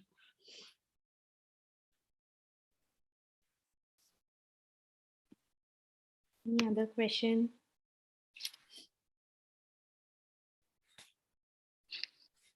Emily's posted a journal. Our analysis also demonstrate that if similar education programs were applied at scale, the potential reductions in carbon emissions would be of similar magnitude to other large-scale mitigation strategies such as rooftop solar or electric vehicles. Mm-hmm. That's very helpful. Yeah. And we have, you know, lots of really great efforts right now trying to fill this data gap. You know, I think another report by the Center for, oh gosh, it's called RARE. I always forget the acronym, but it's in Virginia. They've done a really great job looking at the drawdown solutions and isolating those solutions that would require some kind of behavioral change. And they've demonstrated that, you know, we could potentially reduce, you know, up to 700 to 800 gigatons of carbon, like nearly, I think it was like, gosh, I can't remember. I won't try to misquote the numbers, but a significant amount of emissions reduction is dependent on behavioral change, which itself is dependent on education. So if we want to demonstrate our impact, you know, I think leaning on studies like this and the one that Emily shared are just, you know, a first glimpse at what's possible when it comes to education. So yeah, a great question. Very similar to the, I guess, education in general, it's always like the late returns, and the returns are very late because you only become an employable person when you are an adult. And so why should we educate children? It's the same, I guess, idea that maybe we should not be thinking of carbon emissions. Maybe we should be thinking of what kind of a society we want to be. Or maybe like you and I keep having these discussions on climate justice and how it is very specific, how it's very similar to social justice. So if we want to focus on social justice, education is the only way, and climate justice is a part of it. So I guess more on the content, on not just focusing on this emission or carbon or something. It is just who we are as a society. Are we going to look at people who are from, as you mentioned, Christina, in all these neighborhoods that we don't want to look at, and that we are fine with all these disparities, and the rich get richer and the poor get poorer. So I think it goes back to the initial ideas of why is education important, and it's not just about climate change, but it's also about you know, COVID, and it's also about all of these other things that we are all interlinked, as your research also points out. Absolutely. I mean, I think the greatest challenge we have right now is addressing the problem of education, and not just problems in education, right? And that problem of education is, what is the purpose of education if not to ensure that society thrives, and that we do so in a way that's in balance with our, you know, planetary boundaries. And if not, then, you know, again, what is the purpose of education? Is it to destroy the planet in pursuit of economic growth, right? Is it to, you know, compete to the top while leaving your community members and your neighbors behind? Like, these are not, like you said, what we want to see in society. And so why should we not be interrogating the underlying values of our education system if that is what is implicitly learned through the hidden curriculum, you know? And this is, you know, this is what drove our collaboration with our edited volume, right? Is trying to understand what this looks like when it comes to teaching and learning and curriculum and policy and all of these different dimensions. So yes. Thank you, Christina. Jen is asking a question. Question on quantifying emission reductions with education has come up recently on several grant applications for climate change education funding. Oh, so going back to Emily's resource here and your discussion on carbon emissions. Wonderful. Great. Any other question? I don't have the Padlet open, Jasmine. I hope we are okay with the questions there. We're okay. I'm checking the Padlet every other minute to make sure that there are no questions being posted there that we missed. Thank you. Great. So any last suggestions on all the New Jersey initiatives, Christina? Do you see at least some progress since the last year, and then some national progress, international progress, as you see all the different spectrum? Yeah, I mean, I'm really heartened by the increased attention to environmental justice and climate justice. I think, especially when it comes to student activism and increasingly civil society activism around climate change education. I think actors in the space that are advocating for climate change education recognize that we can't address the climate crisis without also addressing climate justice issues. And for me, that's really it's a positive move, right? And you see more organizations that are trying to actively integrate that kind of a lens. And I think, the real challenge then too is, how to make good on those intentions, because like you said, I mean, we can, if we don't integrate those perspectives, diverse perspectives from the very beginning, we still risk, perpetuating structures of exclusion. And so I think, the big challenge now is to let's take those intentions into action. If we want to integrate climate justice perspectives, how do we, from the very beginning, integrate climate justice into, the design of curriculum or the design of programs, and just in thinking about, the California kind of recent wins when it comes to, some funding to develop climate justice oriented curricular materials. I think this is a really great step in the right direction, and I hope that more states will look to that. But I think, it needs to be baked in from the beginning. It's not something that you sprinkle on top or you sprinkle in after everything's been cooked up, right? It needs to be integrated. And when we look at this, in the US context, when we look at this in a global context, this really means deep self-reflection on how we ourselves are implicated in those structures of inequality and inequity. How do we implicitly exclude? How do we take active measures to change those structures? Because it means, that critical self-reflection, it means shifting power. It means a whole lot of things that will require work. And if we kind of lean back to the status quo, we, push those goals a little bit further down. And I'm hopeful by discussions that I've been a part of and that I've been hearing, that there's a lot of intention, and I hope that intention gets translated into action. So yeah, kind of closing thoughts. Great. Thank you so much, Christina. This has really been wonderful. It's always a pleasure to hear from you. We always get new ideas on where things are and what needs to be done. So this is wonderful. Thank you for your time, and really appreciate all your thoughts. Now it's up to us to see how do we take climate justice and integrate it into action and not sprinkle it, as you were saying. I'll remember that quote. Thank you. Thank you so much for your time, and really appreciate your thoughts. As always, we will again come back to you for future discussions as always, and we'll keep bugging you with more questions and more of our ideas going forward. Thanks, Radhika. Thanks for having me. Thanks, Christina. Okay. Bye, everyone. Bye. We have a couple of more minutes before we turn on to our next panelist. So Jasmine, I'm thinking maybe we can have our Padlet open and have a discussion, because I think we shouldn't leave this platform without seeing where we want to go and get everyone's ideas here, including Alison is here.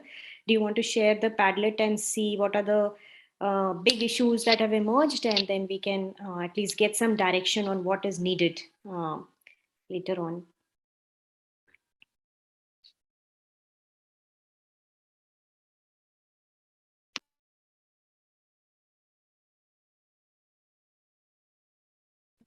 Great. So we have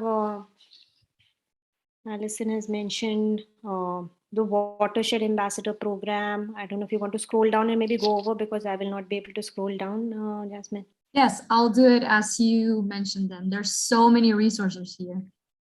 So many resources, right? So I think there's a big discussion on the policy dialogue. And I think the main thing that I gathered was that there are all these resources, community resources, I'm not sure who mentioned, which we need to at least understand. This OSS on New Jersey is, I think, is a great link there. Then we had the Watershed Institute. All the links from Mark, I think, are wonderful that are included here. And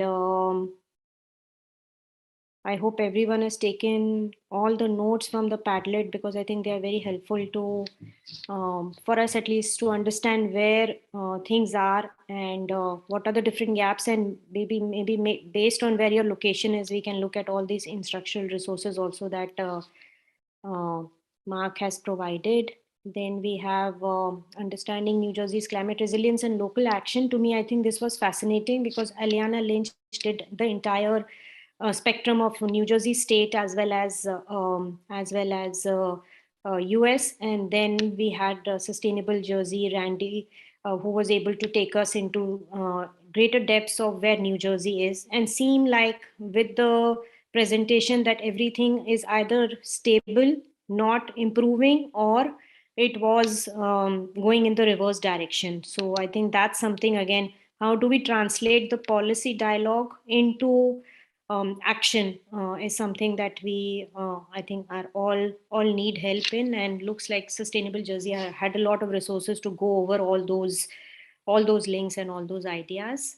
If anyone else wants to interject me, please definitely do that. We want to hear all of your suggestions, not just the Padlet, but if you are here, please jump in with your questions and with your suggestions. Great. So global stories, local action, that I think was very fascinating to see how Will's class as well as school climate action, the next presentation, where they were able to use the sustainable development network or sustainable development goals into action. So that was the common part about both the presentations from Reddington and Betsy's group, as well as from Will's group from Plenage. That was amazing to see how it all translated into Mariam's story maps and Esri's partnership into bigger dialogues, and how that became a medium to reflect on local issues. Again, SDGs today said that they have a lot of resources, they have lots of Esri links, Esri licenses. So if any of the schools or anyone wants to be a part of this group in terms of getting Esri licenses, definitely approach Mariam. Then finally, schools and then student research and climate education. Again, a lot of ideas there in terms of what schools can do, individual students are doing. So that was, again, that whole session was amazing, where all the students were able to present all their interesting ideas. Individual students are doing an amazing job of integrating all of these ideas coming together. And then one last thing I want to mention, because I know our next guest is already here, climate change, education in the field. Again, lots of Betsy's ideas, lots of Will students going out in the field, bridging the gap between school education and outside. I think that was amazing. And then 7, 8, Jasmine, anything that we want to go over? So I really like this idea of climate education as well as community organizing, how they go together at the local level, national level. I think Frank also mentioned how we need to collaborate and cross collaborate across different states, and how do we mobilize the community. And Emily was able to be there giving a sense of the policy perspective in terms of climate education. That was super helpful, along with Tara, Vicky, and Anjali, who were giving different perspectives of getting the community involved and getting teachers involved. So I thought that was fascinating. Then today's session, of course, we have been going through all the resources. Looks like teachers need a lot of resources. There are all these amazing lesson plans that are there. And I mentioned Mission 4.7, again, a platform that we can use, cross-collaborate. So please definitely use that platform as we go forward. And now we are doing the sustainability and the health combination, which is super useful, because sustainability is generally climate education, but how do we infuse health is a fascinating topic. So I'll hand it over to Alison, who will moderate this session. Thank you, Jasmine. Hi, I'd like to introduce Elizabeth Cercio. She's an MD at Cooper, also an associate professor of medicine, associate program director of internal medicine, and co-chair of the physician engagement for Cooper University Hospital. She's also a member of New Jersey's Clinicians for Climate Change, a group of healthcare professionals dedicated to environmental issues as they impact health. And now I'm going to turn it over to Elizabeth. Thank you so much. Can you all hear me okay? And you can see my Yes. slides, hopefully. Yes. Wonderful. So thank you so much for the invitation today. I would like to start out of reverence for people, history, and place, to acknowledge that this is the ancestral land of the Iroquois people, the original inhabitants of this place. After the European colonizers arrived in the Americas, the displaced peoples of the Lenni, Lenape, and Delaware tribes migrated here. I pay respect to their elders, past and present, and offer thanks for the stewardship of this unceded, occupied land throughout the generations. I also acknowledge the thousands of Native Americans who call New Jersey home. My hope is that we remember the many legacies of violence, displacement, migrations, and settlement that bring us here today and face together in a spirit of truth and reconciliation. So I will be speaking, as we had alluded to health and the intersection with climate change. There's many relevant areas of overlap. I will, of course, be focusing on that aspect of sustainable health education. We often abbreviate it SHE, but there's a lot of overlap with environmental justice and social justice, and that will come up in a few parts throughout the talk. But please certainly interject if there's any questions that you have. So the intersection of health and climate change is really crucial to the conversation, because when energy waste and pollution are translated into very personal and direct impacts, into health impacts, the conversation really changes. It goes away from partisanship. It becomes something that has a deep personal impact, and people can then see the relevance to their daily lives and the impacts on their loved ones. So as Alison mentioned, I am a physician, I'm an internist, so I'm looking at all these issues through a very particular lens. As regards education, I have this broken up into a few subtopics. So our medical students, first and foremost, need foundational knowledge on the intersection. Elizabeth, Yeah. we're not seeing your slides change. I think that we may be a few slides behind you. Do you see this? This education, clinical practice advocacy? No, I see your slide 1. Interesting. Now it's Medical moved. school doesn't teach you IT stuff. No. Now I see relevant areas within health, and I see your breakdown: education, clinical practice.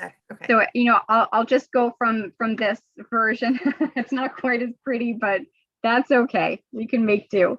So the subtopic. So medical students really need this foundational knowledge, because they have to be able to build on that and then show how they can apply that to clinical scenarios. Residents who, as Alison mentioned, I'm very involved with teaching, also have to be able to apply this information to direct patient care. There's actually, interestingly, the ACGME, which is our accrediting body for new residencies, will probably be creating an entire new type of physician, a health and climate change subspecialty, a fellowship dedicated to this area. So you can just see how the landscape of medicine is changing really in response to climate change. And then, of course, faculty. So faculty development is critically important, because many physicians have never learned this themselves. So physicians need to teach themselves. We need to have wonderful faculty development and build up our existing attending, so that they can educate patients, so they can educate our residents and our medical students. And certainly we're involved in pipeline programs with high school students as well. And of course, directly caring for patients, because we have to be able to advise them and really understand the nuanced interactions between the individual and their environment, so we can make the best clinical decisions with them and really have that informed by multiple layers of knowledge and a deep understanding of the social determinants of health. Because there's an interesting statistic from the CDC that with all of our knowledge, all of our clinical training, the patient outcomes are only affected about 20% from all that medical knowledge that we try to employ on their behalf. The other 80% of patient outcomes are from the social determinants of health. And as we know, climate change is a risk multiplier and really multiplicative when you look at all of the other social determinants of health that impact our patients. So in clinical practice, the way we apply this is very important for the well-being of our patients. And then we'll also touch on advocacy and research. And physicians are a trusted voice in the community, whether it be for health or environmental justice issues. And then as scientists, we have to contribute, we have an obligation to contribute to medical knowledge and scientific knowledge around health and climate change. I will often collaborate with my PhD colleagues, so we have this interdisciplinary dialogue. And I think that really deepens the conversation and produces better research. So I'll speak a little bit about my particular path. I hope that you can find this applicable to your path. And again, this is unique to medicine, but I am an academic hospitalist. My roles involve teaching residents and medical students. I run the medical humanities. I think there was previous to this, there was some talk about how the humanities can inform discussions about climate change and environmental justice. And I think this is so important for building empathy, for building compassion, for building on human wisdom that exists in literature, in music, in art, and so many other fields that can really inform our patient care and recognizing our patients' humanity. Talking about some of the other roles, there's physician engagement. So this comes into play with faculty development and then chairing the green team. So again, sustainable health education can involve teaching residents and students, and of course, counseling patients. When you're working with residents, you can also help to develop advocacy curriculum. This is something that I had done at Cooper, and there are many residencies across the country that work on advocacy curricula. And then, of course, applying for grants and doing research, it builds the medical community. It's a wonderful experience for our students and our residents to get involved with research projects.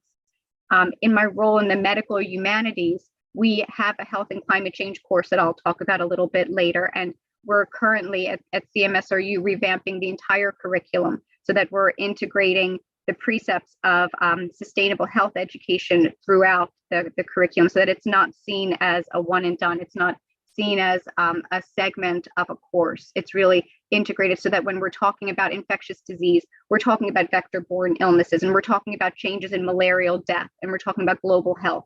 And more locally, we're talking about changes in Lyme disease and other vector-borne illnesses, like where is Rocky Mountain spotted fever, where are rickettsial diseases, and integrating that so that students can see that this is very relevant to their learning. In physician engagement, this is very important for people who are involved in any career. If you find people who are interested in sustainability, that can be very, very engaging. And there have been a lot of studies that Gen Z, Gen Y, this is critically important to retaining employees. I'm looking at this from the physician standpoint, but certainly it can be for other employees as well. And then the green team. So we were talking, or another speaker was talking about putting action behind some of this, the passivity and injecting hope into what we can do about climate change. And so I saw, what can I do to green my backyard? There are physician groups. I had joined the American College of Physicians. It's the second largest physician group in the United States, second to the AMA, the American Medical Association. And in New Jersey, we fortunately have a lot of interest in sustainability. So I became the chair of Health and Public Policy, and they agreed to take this on as a key issue. So we created a task force and developed a document with stakeholders from across the state, from different health systems, to develop a list of goals that healthcare systems can employ to become greener. And this is currently put out in the site document. There was actually just a press release on this yesterday, but this is just to serve as an example that you can certainly take your passion, take your interest, and even if you aren't necessarily trained as an environmental scientist, you can still green your backyard. You can still do initiatives that have a huge impact. And certainly within healthcare, healthcare produces about 8.5% of greenhouse gases globally, and the US share of that is about 25%. So we are tasked with doing no harm. And so certainly it is incumbent upon us as a field to green our backyard and to make sure that we're reducing our carbon footprint, since we know the direct harm to patients. So some of the goals are certainly very unique to hospitals, like operating rooms, making sure that we're decreasing air turnover, switching to anesthetic gases that have less of a carbon footprint. But some of them are very general. New construction should be LEED certified, transportation issues using electric shuttles. The infrastructure resiliency becomes so important because as we talk about increasing climate disasters, hurricanes, flooding, you can't have a health system go down. So it's critically important to have infrastructure resiliency within your healthcare system and also within the larger community. This is important to educate patients on as well, because if they can't access their medicines, if there are power outages and there's life-saving equipment in their home, there has to be a backup plan for all of this. So I'm going to switch a little bit from what I had focused on to a slightly more general talk about health and climate change. And certainly this could be broken up into 100 talks, but I will just do a 30,000 foot view of this. And I know there's been several talks about environmental justice and environmental racism. This is certainly a critical topic, and climate change is not only a public health crisis, but it's also the preeminent climate justice issue of this century. And so I want to talk about some of the specific health impacts, but frame it with two key concepts: the concept of vulnerability, this balance between experienced risk and adaptive capacity, and environmental injustice, the disproportionate responsibility and impact balance that's affecting the most vulnerable. So you can see here who some of those particularly vulnerable Elizabeth, subpopulations. we're getting some feedback. I'm not sure. It just started about a minute ago. I'm not sure. I'll keep on going. Just tell me if it happens again. Okay. Okay.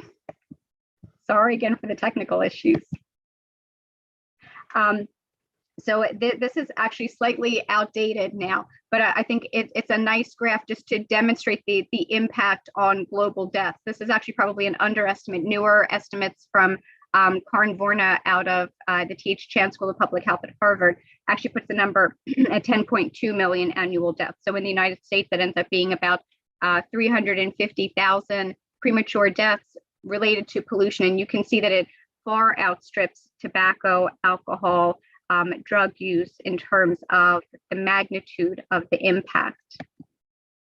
This is a nice infographic from the CDC. I think it really compartmentalizes some of the issues very nicely, and it shows just how far reaching a lot of these impacts are. I mean, we know now the cognitive impacts, anxiety and mental health impacts, and you can see all of these other important components. So diving in a little bit more deeply, some of the direct effects of fossil fuel combustion, we know that the fine and particularly the ultrafine particulate matter, that PM 2.5, are enormously deleterious and cause great degrees of inflammation, along with the nitrogen and sulfur oxides. And these impacts are not only to the vulnerable that I had listed before, but certainly people who have multiple comorbidities, and disproportionately the minorities and children. When we're looking at the air pollution effects in our particular area in the Mid-Atlantic and Northeast, communities of color are breathing 66% more air pollution than white residents. And this pollution burden far exceeds any air pollution that these communities are actually producing. If you go on the American Lung Association website, they have a state of the air report, which I highly recommend people pull up. You can see your ozone and particulate matter in your particular city and town. Half of the people in America, though, live in counties with unhealthy air or particulate pollution. And this has huge implications in terms of respiratory disease in urban environments. 1 in 3 children have asthma compared to 1 in 10 in other areas. It has implications for birth outcomes. There are estimated to be about $5 billion in costs associated with it. And certainly prematurity and low birth weight is associated with mortality risks as well. We know that even from prenatal exposure and throughout the continuum, neurodevelopment is affected by pollution. It affects learning, attention, and certainly this impacts school readiness.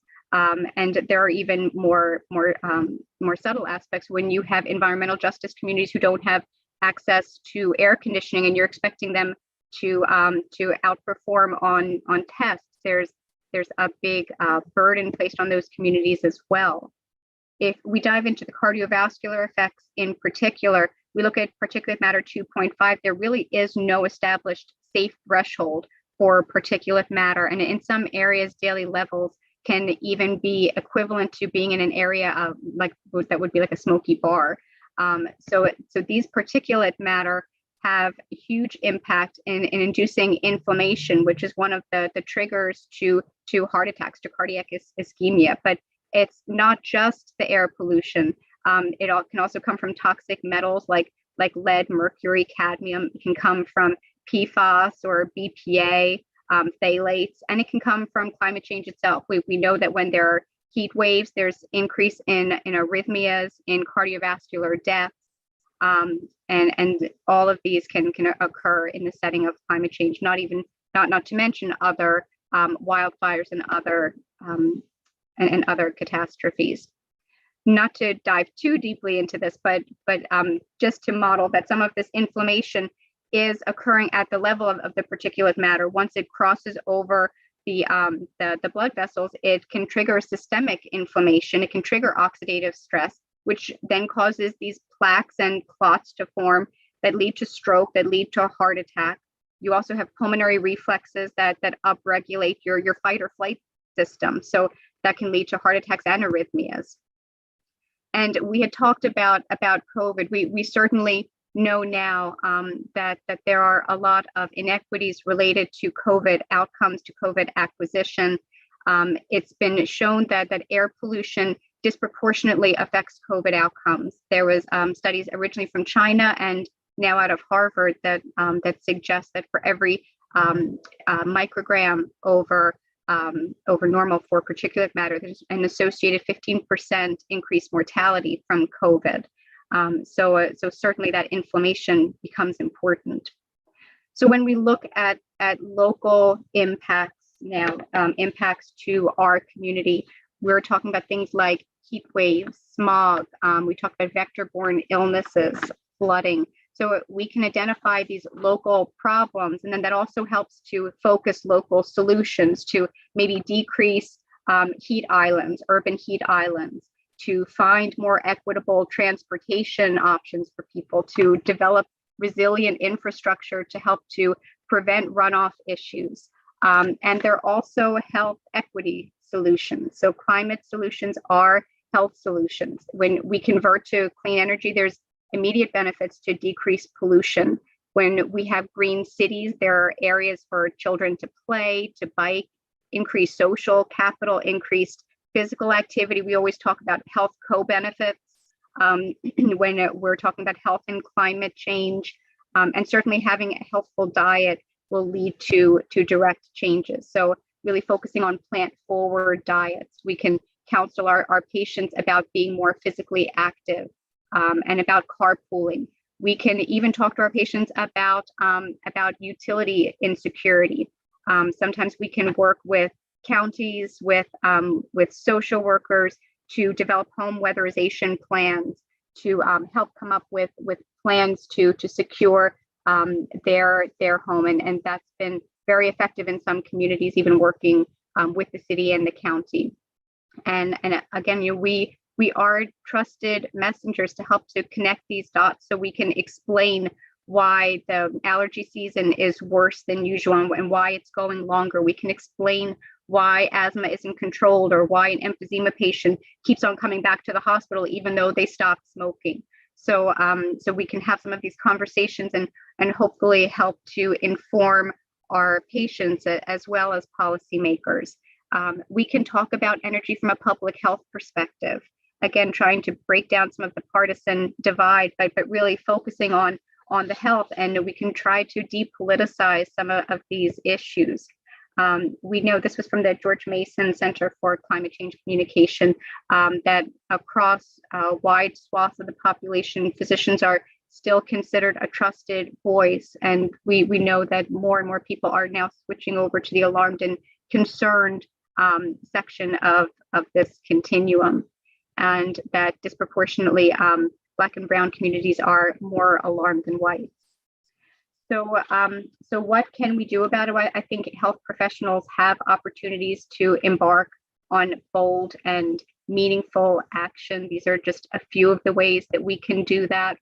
There are increasing literature. There's more and more op-eds. There's a publication from 200 medical journals that came together to write a perspective piece in the Lancet, calling climate change the greatest threat to public health. Some of the authors include the editors of Lancet and of the New England Journal. So we're certainly, the medical community is not seeing this as a partisan issue.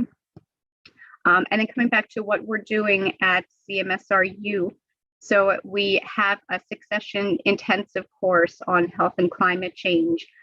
These are done in small groups with small group discussion prompts, with articles for consumption before, and then deliverables include podcasts and infographics, didactics in the form of grand rounds and general didactics for sustainable health education for students, residents, faculty. We have sessions within the advocacy curriculum to learn how to write an op-ed, to learn how to write opinion pieces, how to work with legislators to get an issue brought forth, or to support an existing issue, or to create your own bill, and integrating this sustainable health education across the continuum, so that it comes up continually and repeatedly, and it's seen as just another social determinant of health that we'll consider as we're addressing patients' care plans. We have a global health elective, and then are very integrated into the community. And we also are very focused on the social determinants of health. So I will leave it at that and turn it over to Allison, and if there are any questions. I know I have several questions myself. I'll ask one while we wait to see if anybody else wants to raise their hand or put questions in their chat. But my first question is about you personally. So why did you choose to focus on climate change when there are so many health impacts? Yes. So, going through medical school and residency training, you're very well equipped to give a medicine or think about sending a patient to surgery. But recognizing that there's so much that's just the tip of the iceberg, and there's so much under the water that we need to address that is not being fully addressed. And I think when we talk about burnout, I know one of the students the other day was talking about burnout. One of the ways to really combat that is by leaning in. So you lean in, you do what you can. And for me, healthcare is my backyard. So that's an area that I wanted to choose to focus on. If I was in the energy business, I would probably have a different focus. But this is very tangible, and it's something that I can speak to very authentically. How did you get involved in health and climate change?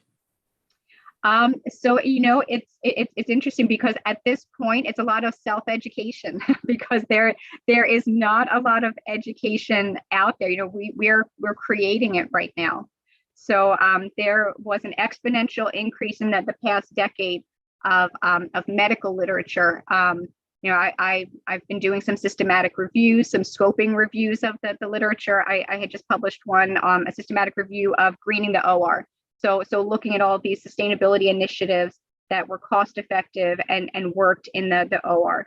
So you do a research project like this and you learn a lot in the process. We're doing a scoping review right now on medical education, whatever is published in the literature. So it's certainly not comprehensive of everything going on across the country.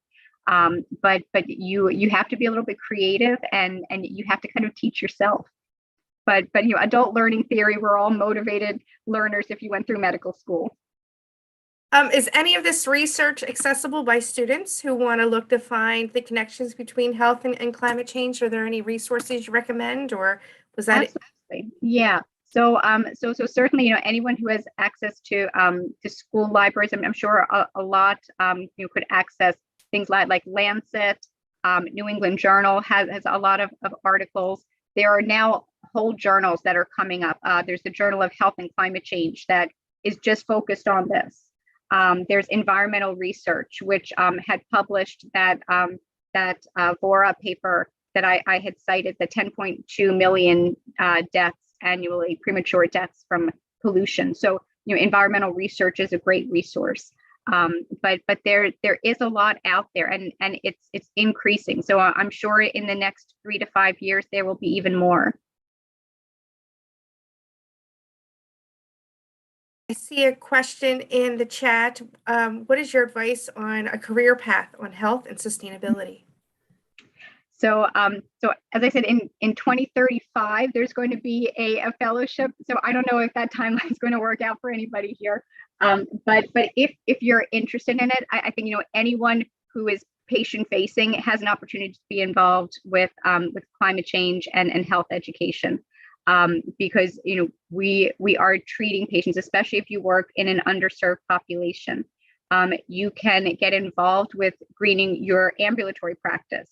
For our residents, there are ACGME requirements that they do QI projects, quality improvement projects.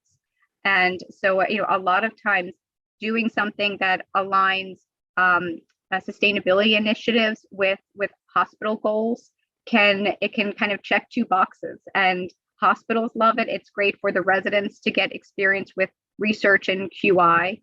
So there's certainly opportunities there. And then, of course, doing other research, whether it's bench research, whether it's collaborating with other with PhDs or other MDs or DOs or other people across the spectrum.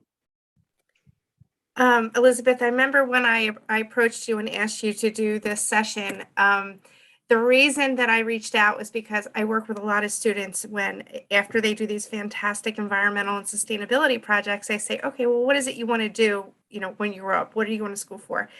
And they go, well, no, nothing for the environment. I want to go be a doctor or a lawyer. And so when I found out that you were doing this work as a doctor, I was like, this is what they need to see. They need to see that they can take their passion forth with them into these careers where they're going to have leadership abilities. And so you were the missing link to help for me to show these high schoolers that they can still pursue this passion and take it with them into these careers. So thank you for your work.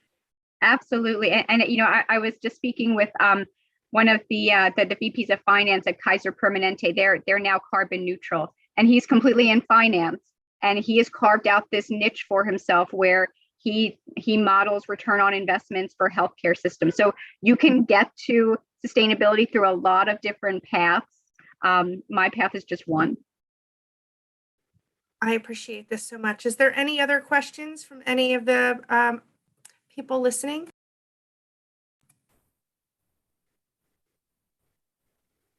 Well, this was amazing and eye-opening. I know I'm going to refer back to many of the slides that you put in there. I know there's one slide that I used too, that CDC slide I took from the website, but this was fabulous. So thank you so very much. Thank you. I'm happy to share slides.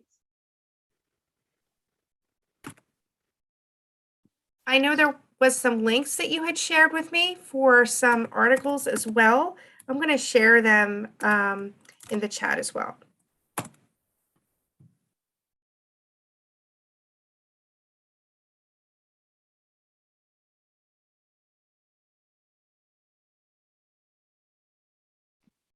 Great. Thank you, Alison. This is really, all these links are super helpful, at least for this. For me, it is like a new area, health and climate education and climate change. Of course, there's a lot of impact on health-related research from climate change impacts on health, but as a career path and as like a person trying to develop both careers and has both interests, I think your presentation was excellent. It just opens up to new possibilities for our youth and for our own learning. Thank you, Dr. Sersio. I think this was fantastic.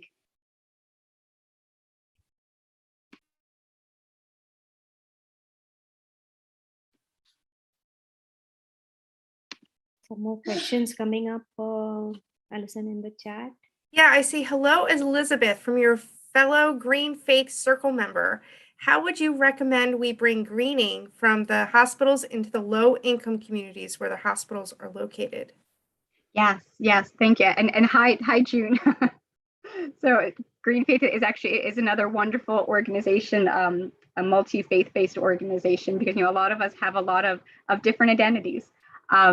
So there's a healthcare anchor network, which is right now about 65, 70 or so organizations from across the country. There's UC Davis and Cleveland Clinic and Mass General and Boston. And there's a lot of institutions, and I think it acknowledges that Cooper, as so many other hospitals that are in low-income communities, really are enmeshed in them. We employ people in the community, in the hospital, and we're particularly beholden to that community. So I think if you're interested, the healthcare anchor network is a wonderful place to look. And I think as we're actively training our residents, we really focus on these environmental justice issues for our patients, and advocate for them. When we're treating patients directly, we counsel them on things like not going out in when the air is dangerous, showing them how to get on airnow.gov or accessing the American Lung Association, the State of the Air report. Or there's simple fixes, like people there's I saw this on the web. You can take a box fan and put a filter on the back side of it and kind of create your own very kind of cheap air filter for your home. You can take off shoes before you enter your building.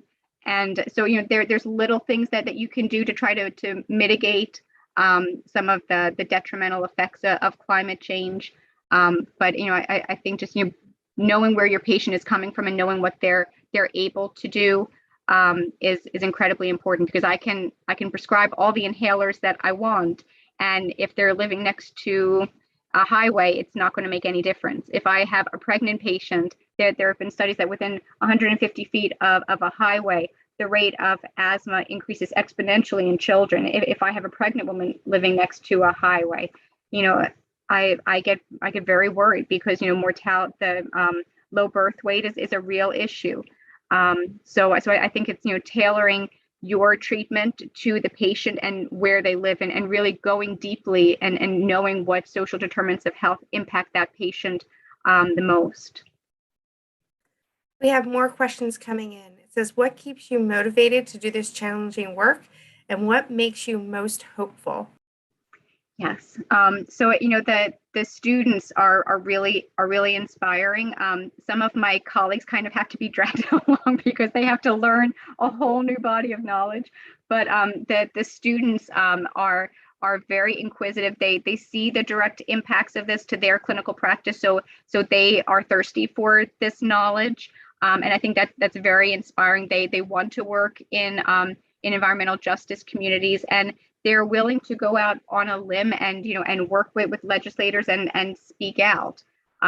During an op-ed session, a workshop that I did recently, I had 4 of my residents come up and say that they wanted to do op-eds, not all on environmental justice issues, but just that social activism is, I think, incredibly inspiring.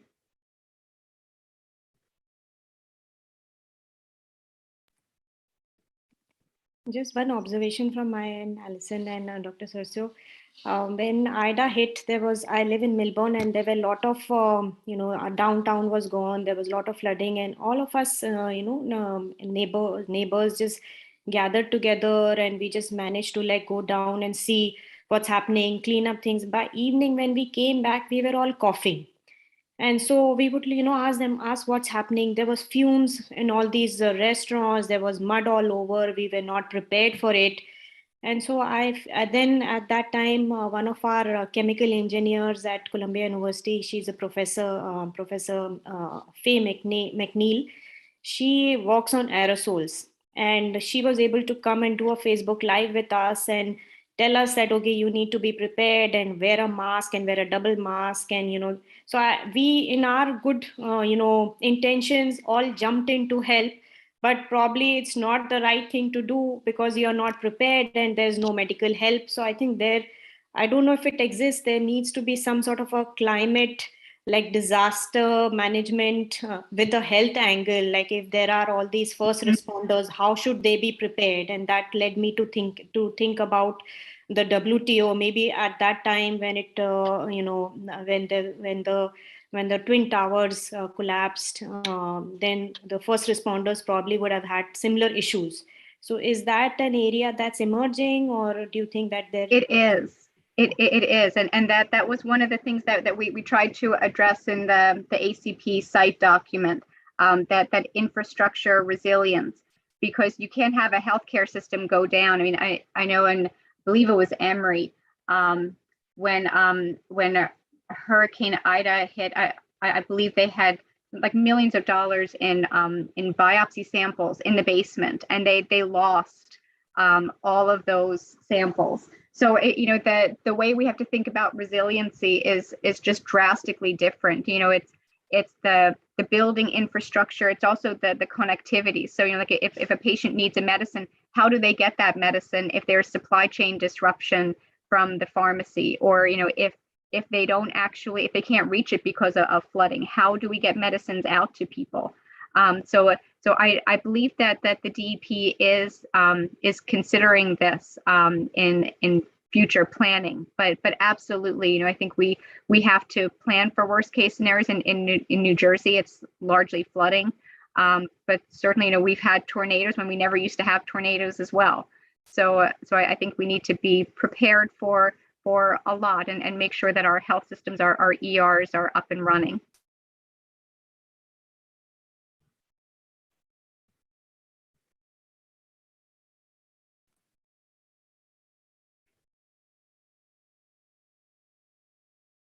I think our questions are coming to a close. I know that was fantastic.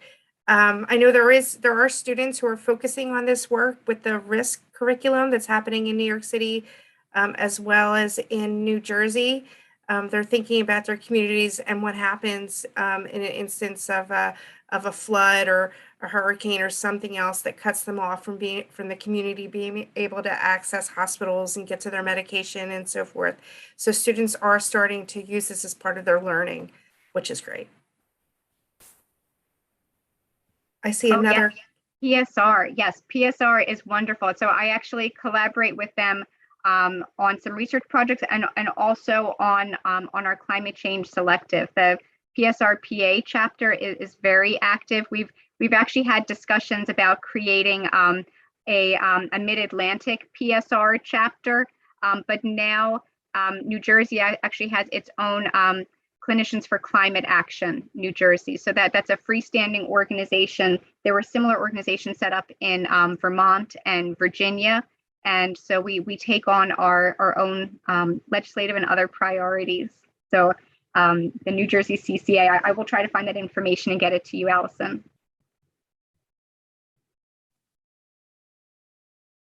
Hey, Radhika, I think I'm going to hand this back to you.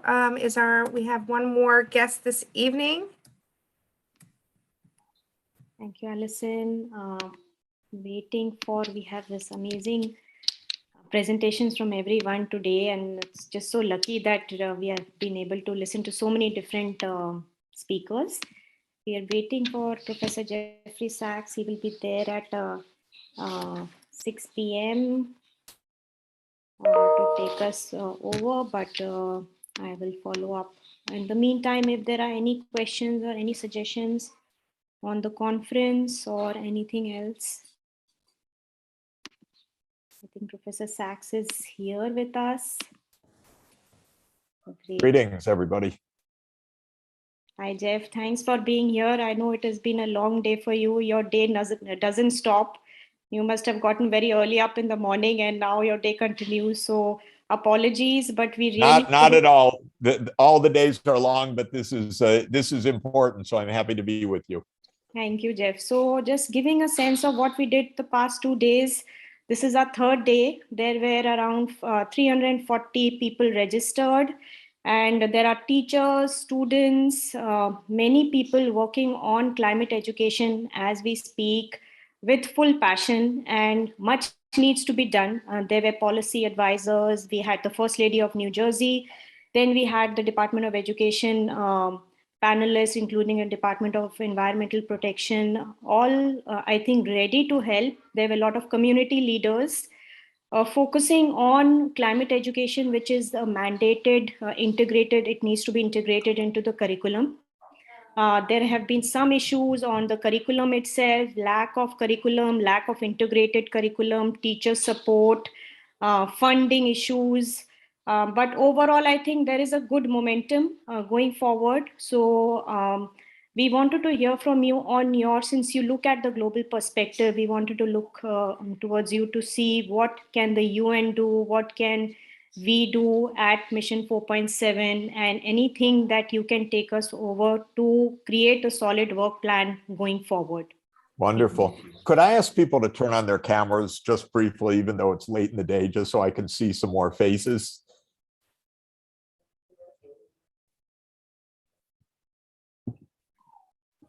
Greetings.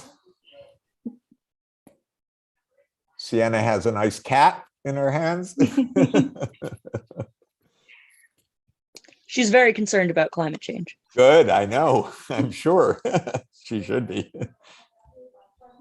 So just want to see faces, names, and thank all of you for this important brainstorming and putting New Jersey in the lead of this global issue, because what you're doing is very important for the kids in New Jersey, very important for the state, very important for our country, and it will also be very inspiring for the whole world. Everyone is under the mandate to help all of society to understand what's going on. But it's more than that. It's not just the mandate. We cannot get out of our many problems if we don't understand our problems. And we can't get out of our problems unless especially young people understand them. So it's both a gift to our young people, but it's actually vital for them and for all of us that they really get the tools and understand the challenges and begin the path of their own leadership and experiential learning so that we can really change directions and change course. Radhika mentioned that the UN, of course, is completely committed to the global understanding of climate change and the other sustainable development challenges. And the UN Sustainable Development Solutions Network, which I'm privileged to lead for Secretary General Antonio Guterres, has taken up this exciting prospect and the mandate to extend education of sustainable development worldwide. And I came to love the idea that in the Sustainable Development Goals, which I wish we talked about more in the United States than we do, but I can tell you around the world, the SDGs are very strongly discussed. In SDG 4, which calls on us to do what should be obvious and second nature, but isn't, and that is universal quality education for everybody, and especially all our children. Target 4.7 says that in the scope of education for all is education on sustainable development for all, and education on global citizenship for all. So the first means, as you've been discussing, education to understand the interconnections of our daily lives, our economy, and the physical environment that we live in and that we depend on for our survival. And the global citizenship is to understand that our world is so interconnected and so much dependent on peace and so much dependent on understanding each other across the globe and on tolerance, that those are skills too. They are virtues.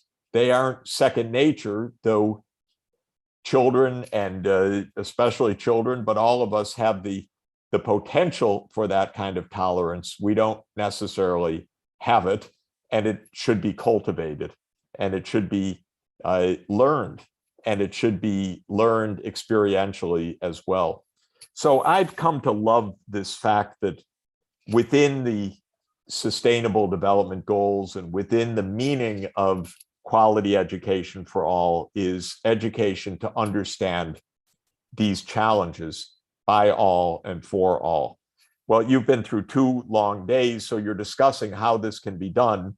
And I think it's important for me to emphasize that with Radhika and with all of the colleagues from Columbia University and the Sustainable Development Solutions Network, we really are very eager to work with New Jersey and help you to develop this curriculum, help you to build it, help you to lead on it, help to showcase what the state is doing, help us to learn how better to do these things, because we're trying to take it on the road and take it through the online connectivity to all parts of the world.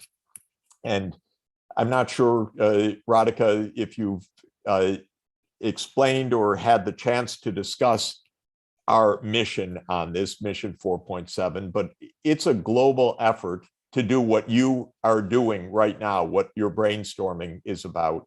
And that is to have every school district, have every Ministry of Education ask, so what should we do? How can we teach these issues? How can we build the curriculum? What should our students be doing?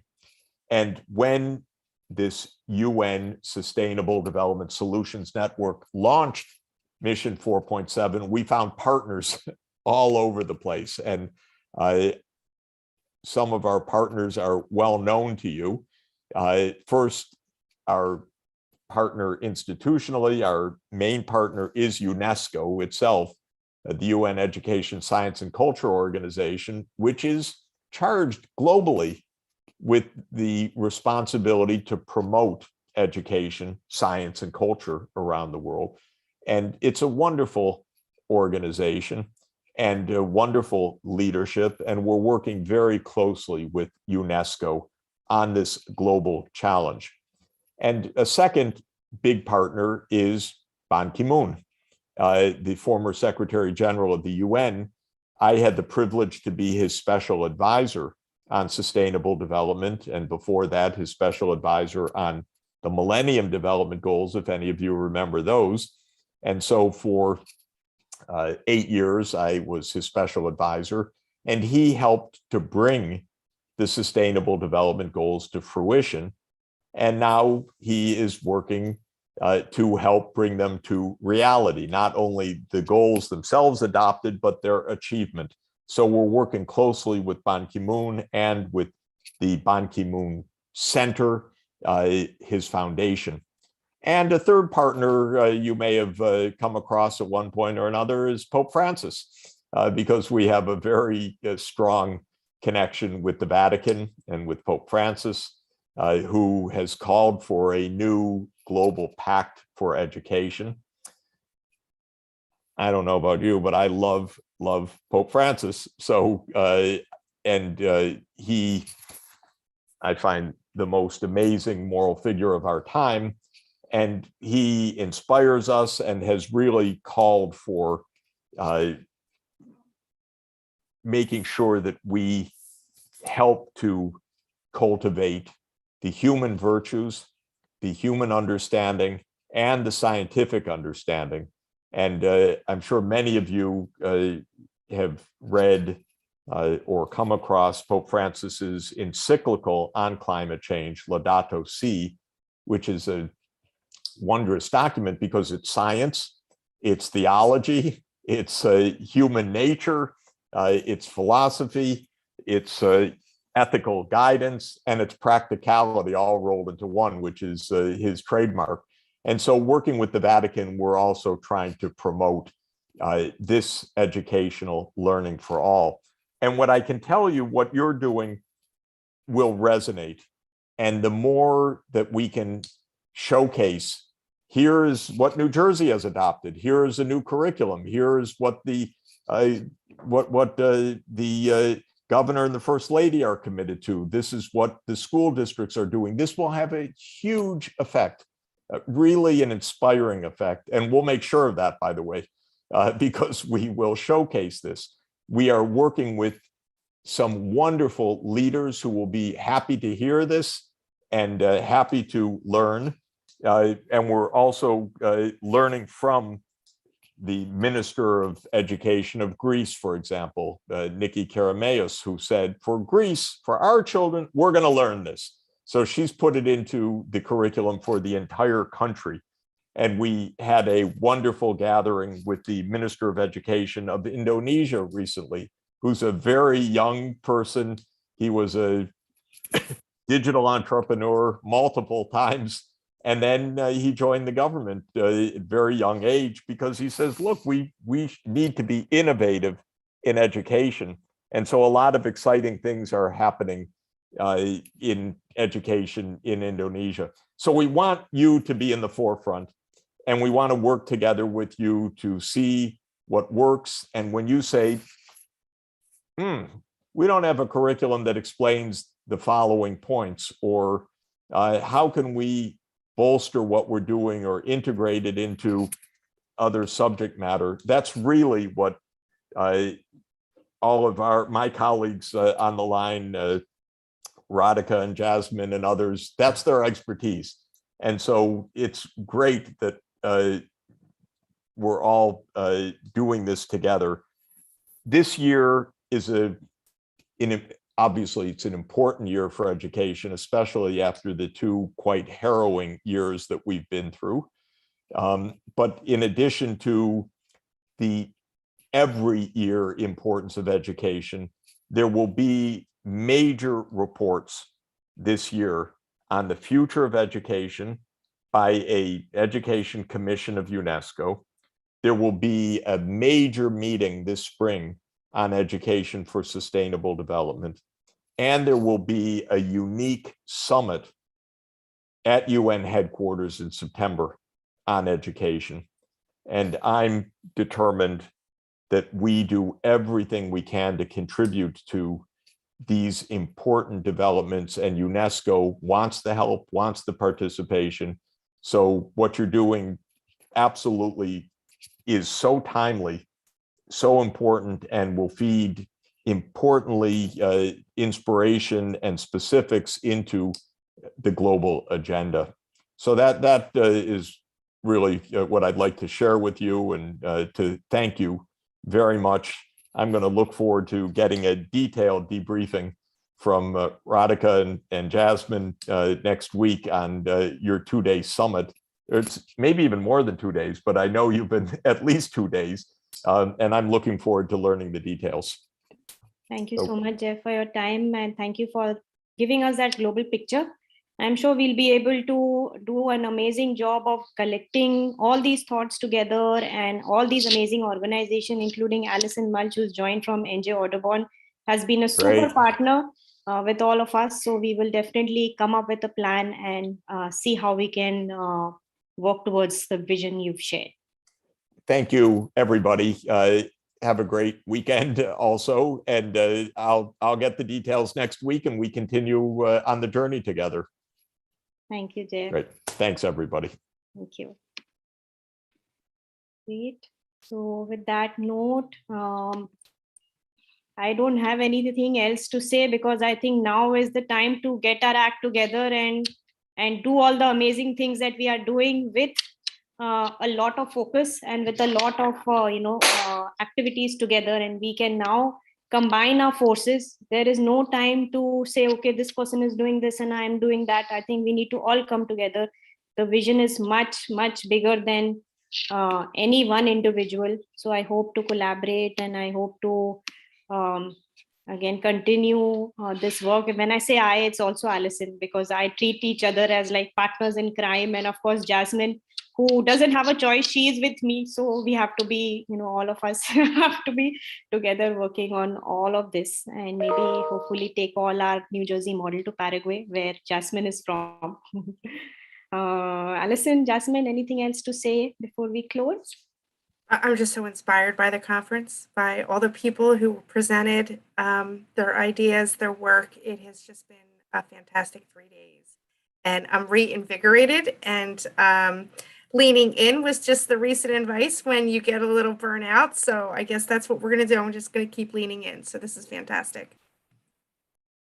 So I agree completely with Alison. It's been a great 3 days. I have to say that it makes me feel very hopeful hearing all those students and hearing the young people actually taking charge of so many things. We had amazing students working with us and presenting. Luke among them, thank you so much for your wonderful and insightful questions. And thank you everyone for coming.